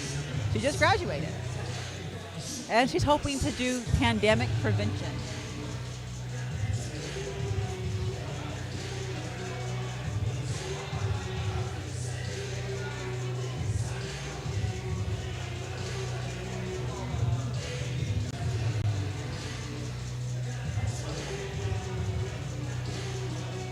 Zoe's back on the wall, and Steph is preparing to get back on the wall.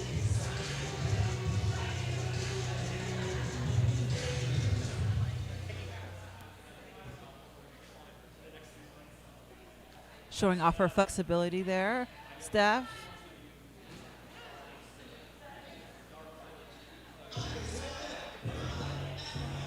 I wonder if she's contemplating using the beta that Drew and Noah use, and she is. Look at that shoulder strength. Impressive. Now she's pressing, trying to get her foot up, but it's not going to work. A great showing.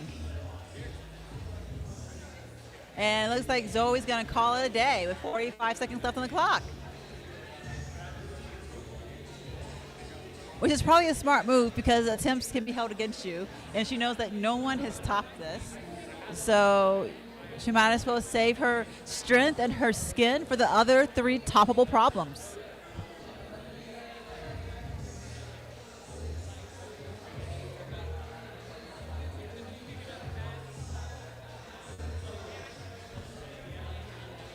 After the women are done climbing, we're going to have an after party where there's open climbing, and I'm sure a lot of people are going to be jumping on problem 1 since no one has been able to find a top.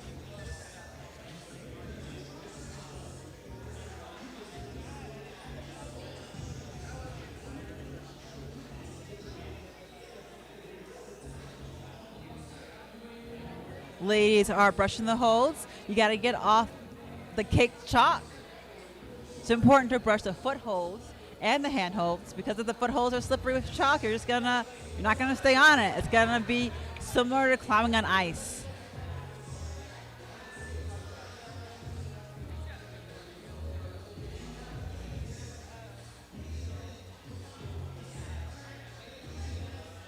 Okay, and we have our first glimpse of problem 4 with Kess. Looks like they added a start hold. And Sonia's having a strong flash attempt on problem 2. And Tiana is also climbing strong on women's 3, trying the beta that Drew did.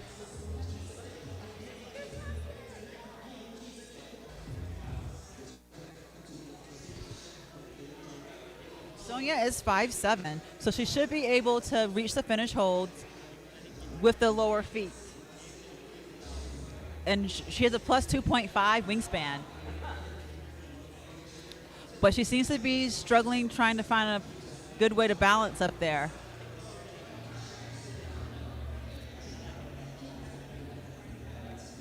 T's back on the wall, climbing as gracefully as ever. And there we go, the top for Sonia. This is an exciting round.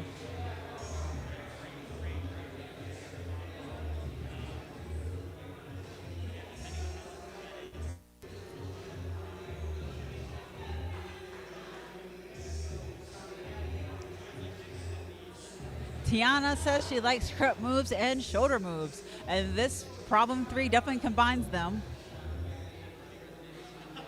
So I bet she's having the time of her life on this problem. Kaz almost taking the start.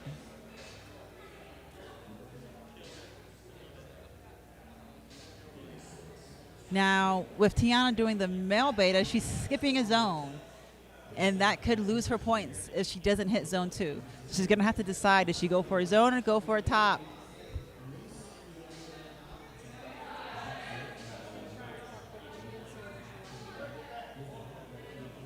And Kaz sticks that.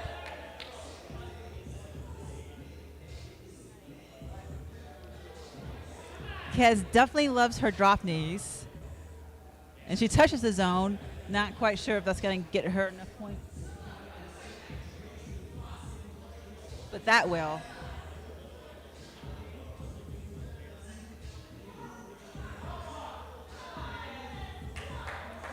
She doesn't quite know what to do. A lot of the men from there did a heel hook. But also the men, ooh, she went for a dynamic move. The men had a blocker hold that they actually used as a jam that helped them get up. I don't know if the route setters imagined that, and now they took that away for the women's. So it might be harder now.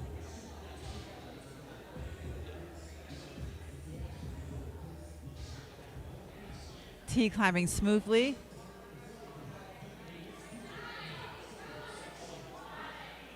This shoulder press move is so hard. Look at that flexibility. You can tell she's a little bit worried about using her left leg.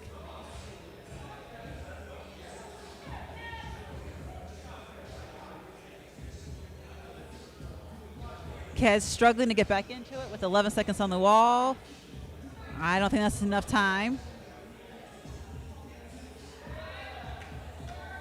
Looks like T was trying to get the zone hold, but not enough time to make that either.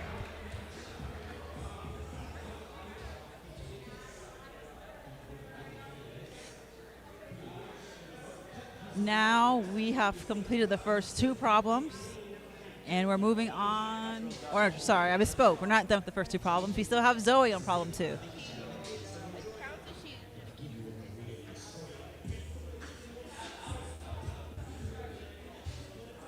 So we have Zoe Steinberg on 2, Adrian on 3, and Steph on 4.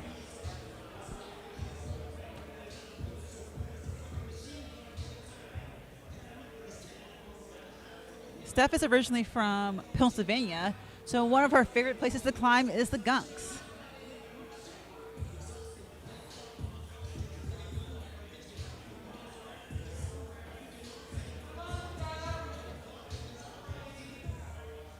Adrian and Zoe climbing very smoothly up here. Zoe making that press up look like a piece of cake.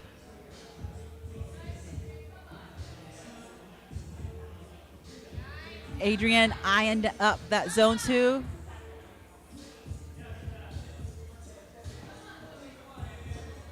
Oh. Interesting beta choices there. She has 3 minutes left, so plenty of time to rest and give it another good attempt.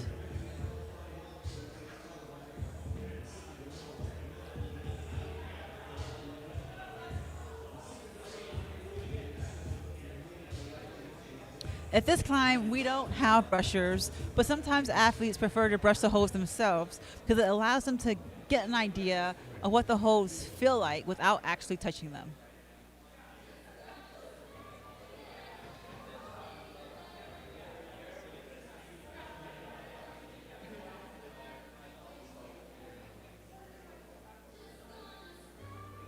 Zoe back on the wall.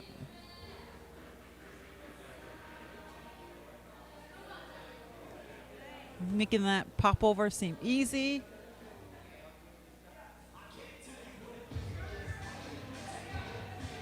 Presses up, no problem. Now she just has to find a way to balance herself. And she did struggle on the dragon squat. So mobility and balance may not be her strong suit.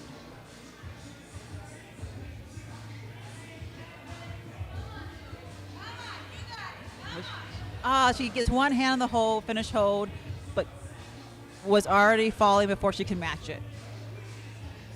And Steph's able to get established on the start. Makes that double clutch dyno look easy. I saw her warming up and she was doing dynos left and right. Hits the zone, no problemo.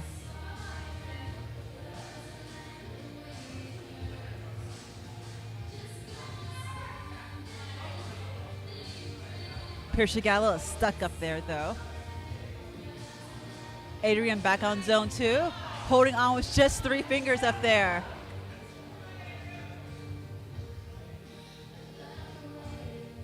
We have less than a minute left.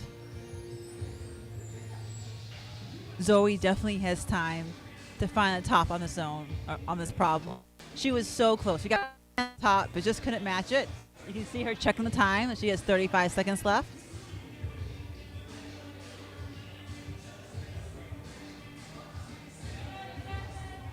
Zoe is 5'4" with a 2.5 reach, so a little bit on the shorter side, making it more difficult to match this finish. But definitely very possible. She gets 2 hands on it this time, but falls off. All the ladies falling off on the zone this round. but great efforts.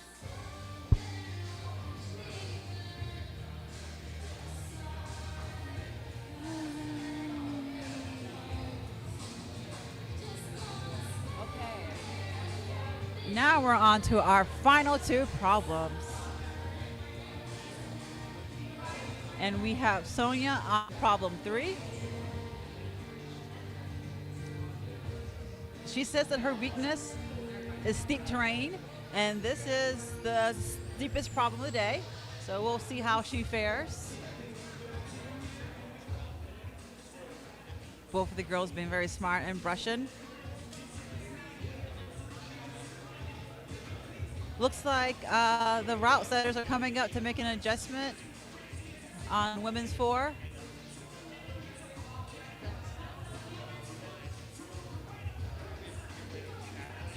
But Sonia making quick work at the beginning of problem 3.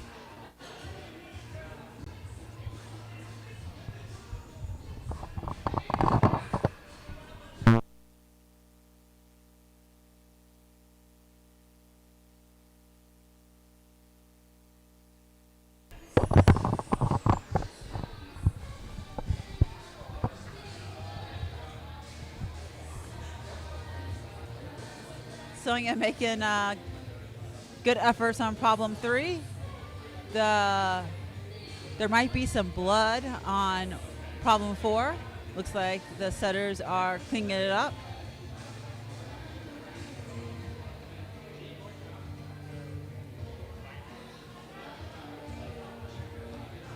Nice.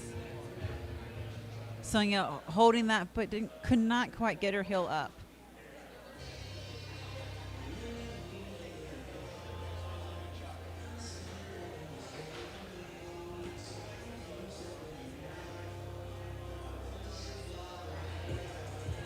Oh, it appears that the lower hold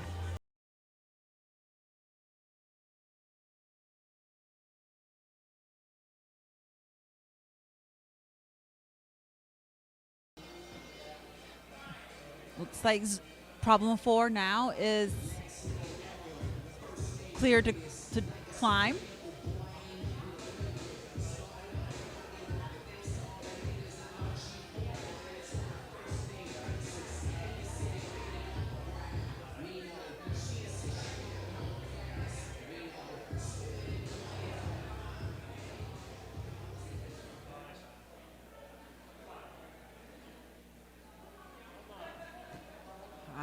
She tried the Druana beta there. Didn't quite work.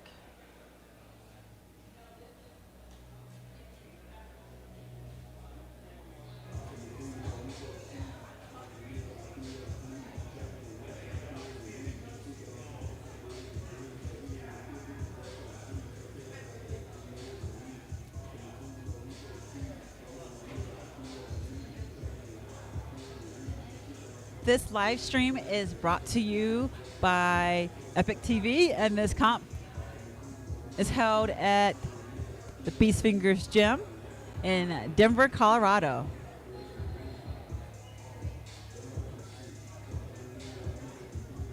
This is one of my favorite gyms here in Colorado. It focuses mainly just on training.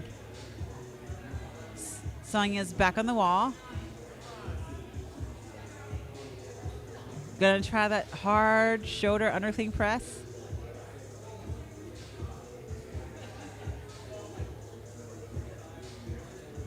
This gym may be small in square footage, but it has all of the training materials you need to become a world-class climber.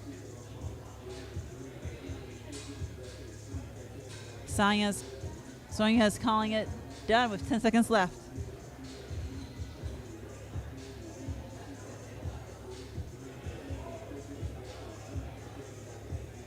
Now we have Zoe, our final girl, on problem 3. And now it is finally T's turn to go on problem 4. They're all giving it a good brushing, removing that chalk and getting a feel for those holds.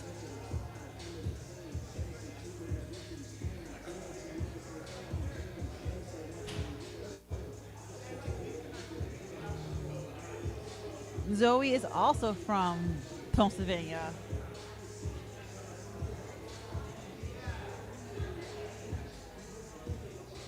And she says she's 50-50 a boulderer and sport climber.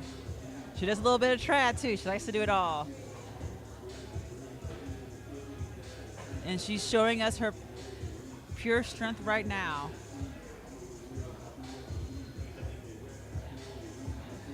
And decided to go the long way around.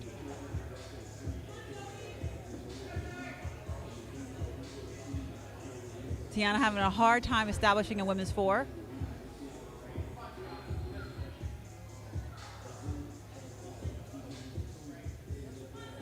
Zoe eyeing up zone 2, climbing very smoothly and strongly here. Showing us why she was the strength champion. 3 minutes left, plenty of time to rest.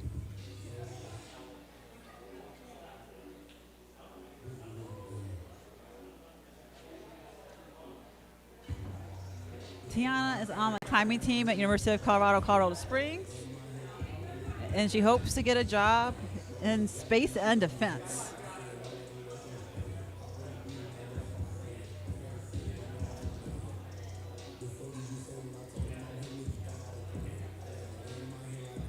Maybe she learned how to defy gravity in college, and that's why she's such a strong climber.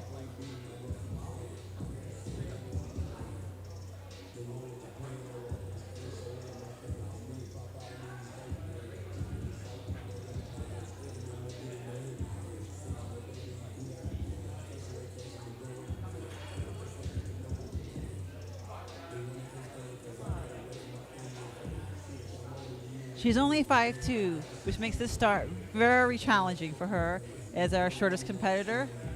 I mean, she can't even reach the start hole from the ground.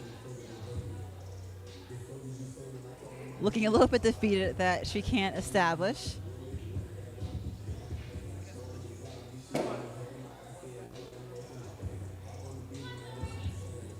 Zoe back on after a good minute and a half rest.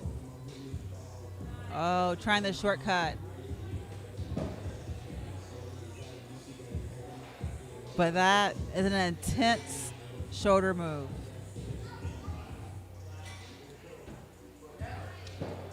T getting closer to sticking it. Sticking that toe hook. Now, toe hooks are when you use the top of your feet to hold onto the hold or the wall. So instead of pointing your toes towards the ground, you're going to point your toes towards your knees.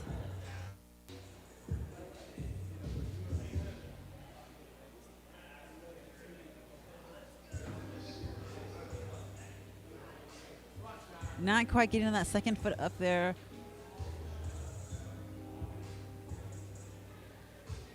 I wonder which beta Zoe's going to try this way. Short beta or long beta?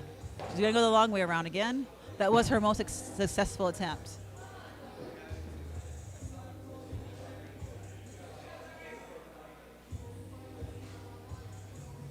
Timing very smartly and smoothly. But she's been through it once before, but looking a little tired. With 9 seconds left, that's going to be her last attempt. And T's calling it as well.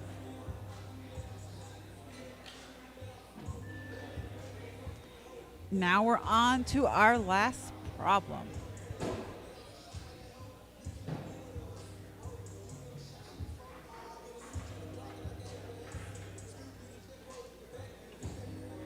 I would like to thank everyone for coming out and watching this on the live stream and coming out in the crowd to push and congratulate our competitors who came from all over the country to be here today.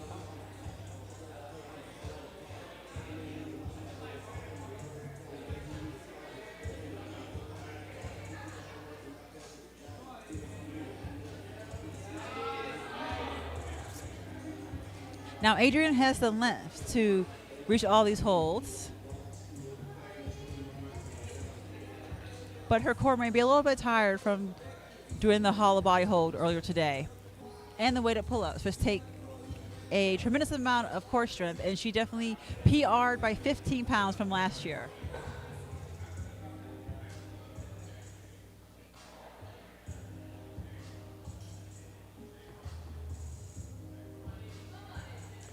Adrienne climbs B12 and 513D outside.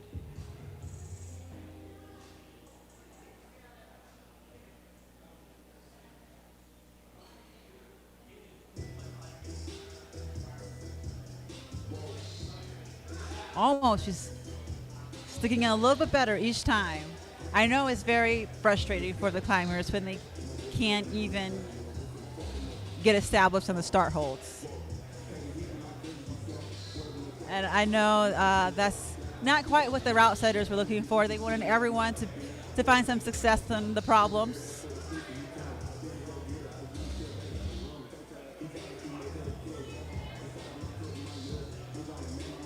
Oh, trying some new beta there. Very smart. Now she just has to tap the start hold. There we go. And now she's on it. Well, she got on it.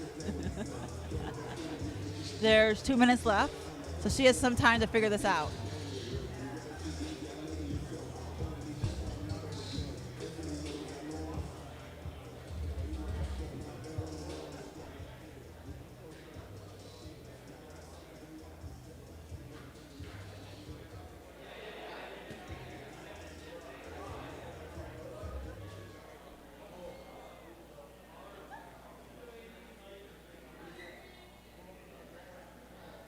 Adrienne back on the wall.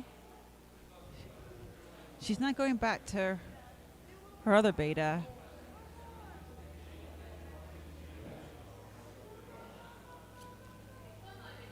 This is a very core intensive coordination problem.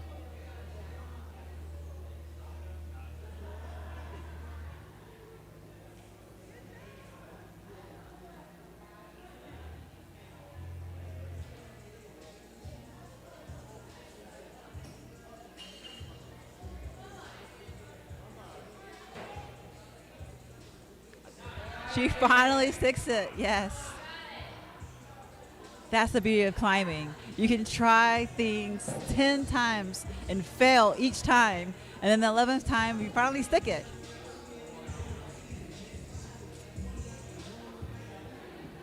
Now she's got it.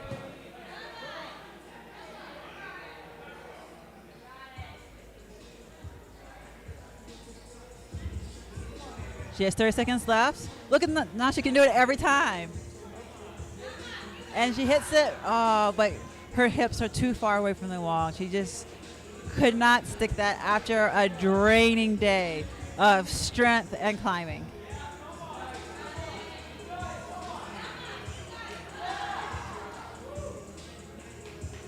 Some great attempts. And it's glad to see that she didn't give up. Oh, looks like she scraped her knee pretty well there. There's some pretty good knee injuries here. Some blood has been spilt. So now we have Sonia Gutierrez on problem 4.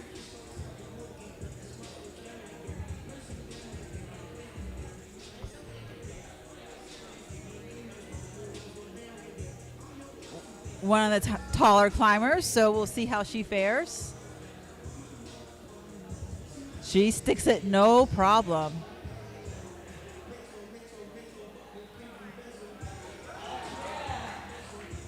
As she sticks that next move,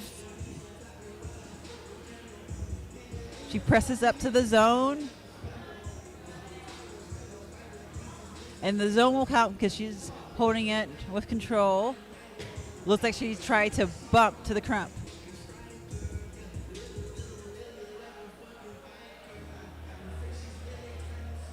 That was a fabulous flash attempt by Sonia.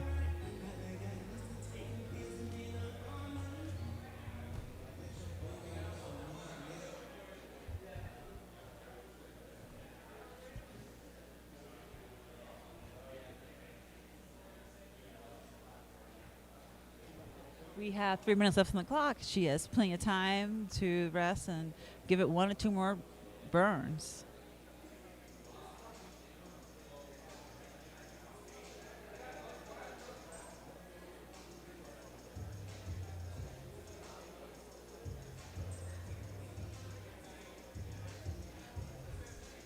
Sonia's been climbing for 6 years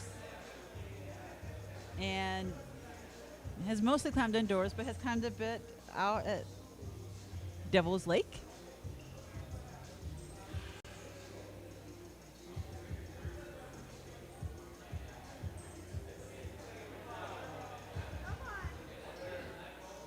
Oh, look at her. She sticks that move. Again, okay.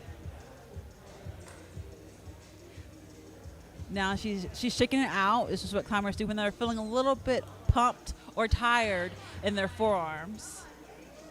She now has to figure out how to move out of that zone hold. She doesn't want to come down because the beginning moves are exhausting, so she's finding a place to rest.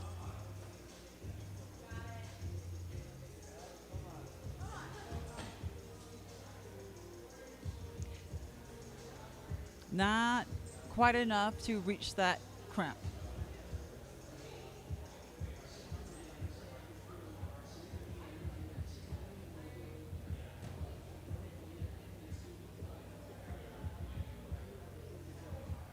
You'll see that this climbing comp is different. The BFL is different than any other climbing comp you'll ever see. Everyone has matching uniforms, which is similar to more traditional sports.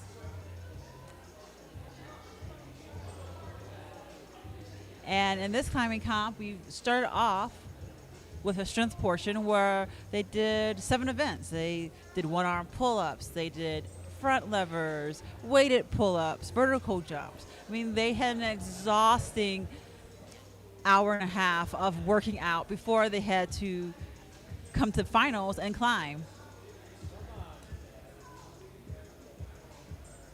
This format is based on what you see in the NFL and basketball, and this is the 3rd year of it happening in climbing.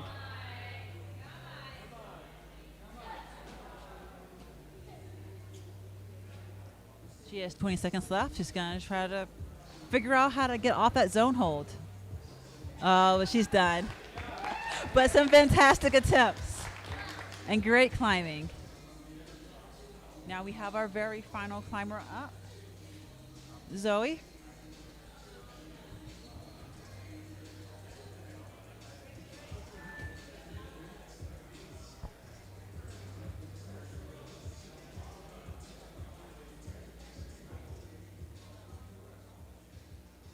Now, she says that she likes powerful climbing on pinches. So, and endurance climbs. So hopefully this will go to her strengths. Because by now, she must be exhausted. So she's going to need some of that power endurance to get her through this last climb of the day.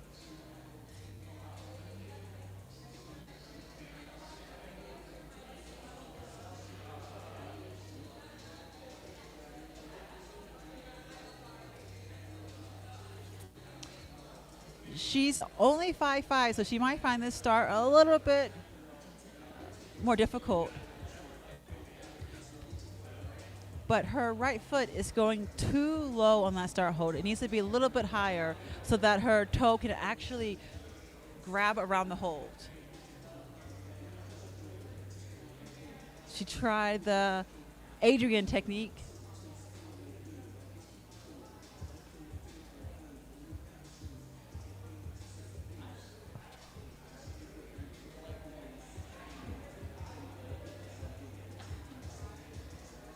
Climbing is funny. Sometimes you need to try different things to find successful beta, but sometimes you just need to try the same thing 20 times. And it's hard when you only have 4 minutes to figure out if you need to try what you've been trying or try something completely new.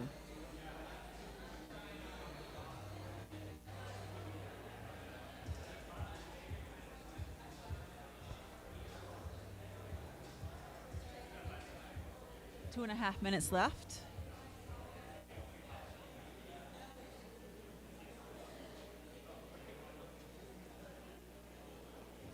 she says that her favorite place to climb in the world is Rocklands. That is a beautiful climbing destination in South Africa.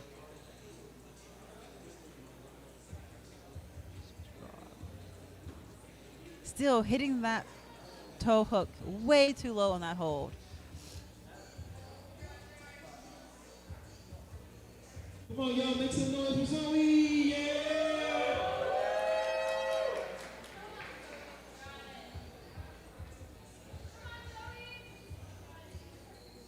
As I mentioned before, not being able to establish is probably the most frustrating thing that can happen in a climbing comp. Oh, she made it.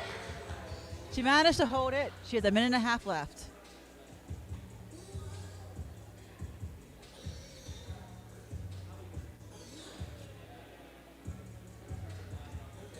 For these toe hooks, it's important to have a lot of rubber on the top of your shoes.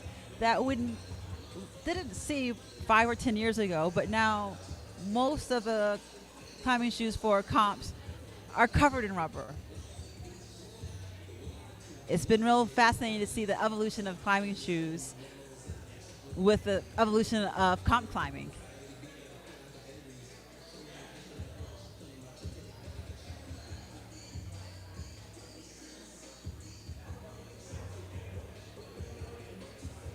She's just cutting up short every time.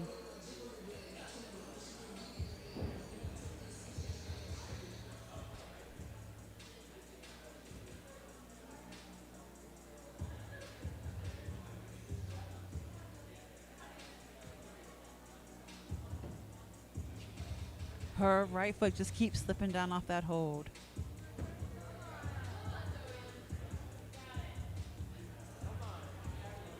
If she just went a little bit higher into the side, she could lock it. And she calls it a day. Now we just have to wait for the scores to be tallied to find out who our women's champion is.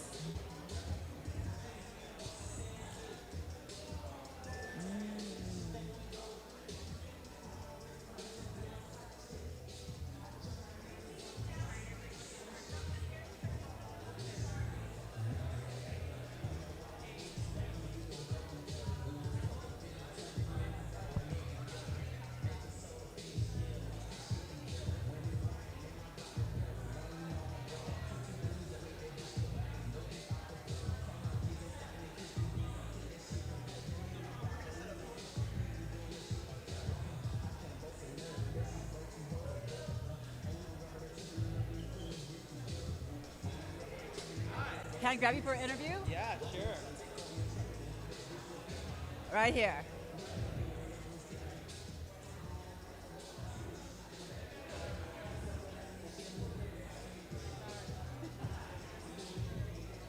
Okay, I am here with the head route setter for the BFL. Oh. I am here with the head route setter for the BFL Combine, Nick. So we've seen all the climbers climb your pieces. What did you think? I am very happy with the results. Having done this competition for the past few years, kind of the changes I wanted to make with like a little more separation on the climbing side and also just like a little more diverse movement, make sure everyone gets to like do some cool moves, have some fun on the wall. Very happy with like the separation on it, like on the top. On the top end, there wasn't a tie this time, and we actually get to separate them from the climbing, which I'm very psyched on. I'm psyched on all the boulders, and I definitely learned a lot in the process, which is like a big takeaway for me, and I got to work with a lot of cool people, so super psyched. Thank you to all the athletes for coming out, trying your hardest, and hopefully having some fun, and then all the volunteers and all the volunteer setters who came in, like everyone, thank you for making this happen. Yeah. Was there any moment where there was some beta being broken that you were shocked about? Absolutely. On Boulder 3, when they did this shoulder move, that was crazy. But it just goes to show, like, these athletes are much stronger than I am, and there's definitely going to be times where I don't know everything. But my kind of philosophy about route setting is I want there to be different options. I like it when athletes can express themselves on the wall and climb things different ways. I think it's, one, more fun for them, and two, more entertaining to watch. So, yeah, exactly. So I'm happy people, at least some people did the intended and like went to the pinches and then went up through there. But stoked they were able to find ways that suited their bodies a little better and make it work. So congratulations to them all. How about problem 2, when Noah was climbing up away from the top? That was wild. I'm very happy he landed safely. That was the only thing that was on my mind.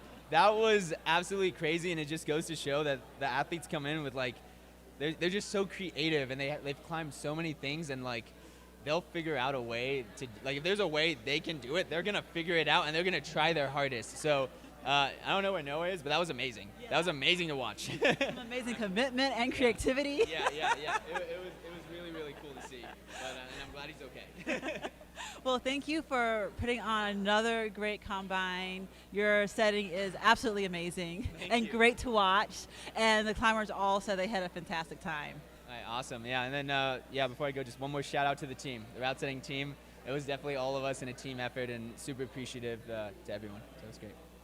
Thank you.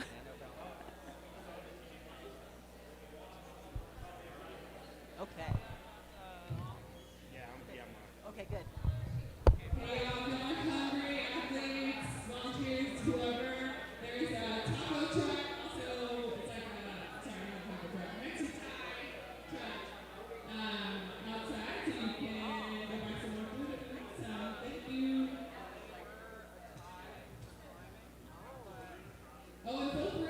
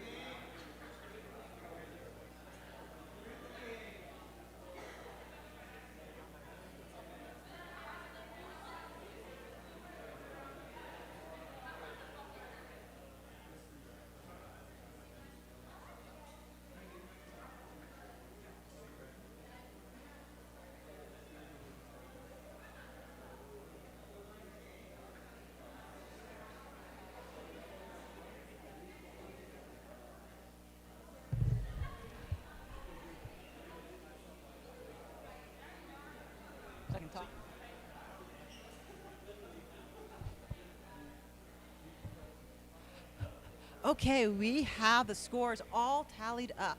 For the men, no surprise here, Drew Ruana is our winner. And in second place, we have Noah. And in third place, we have Gabe. Fourth, Eugene. And wait, we have Gabe twice listed here. Sorry, we have a little mix up here. But for the women, our winner is Adrian. But that's because there was a tie between Adrian and Stephanie in the climbing portion, so we had to go back to the strength portion, and Adrian had beat Stephanie in the strength portion, so she is our champion for today. Stephanie is second, Sonia is third, Cass is fourth, Zoe is fifth, sixth is Tiana. And now, sorry, back to the men. Third place is Gabe, and fifth place is Gunnar. What an exciting day here at the third BFL Combine.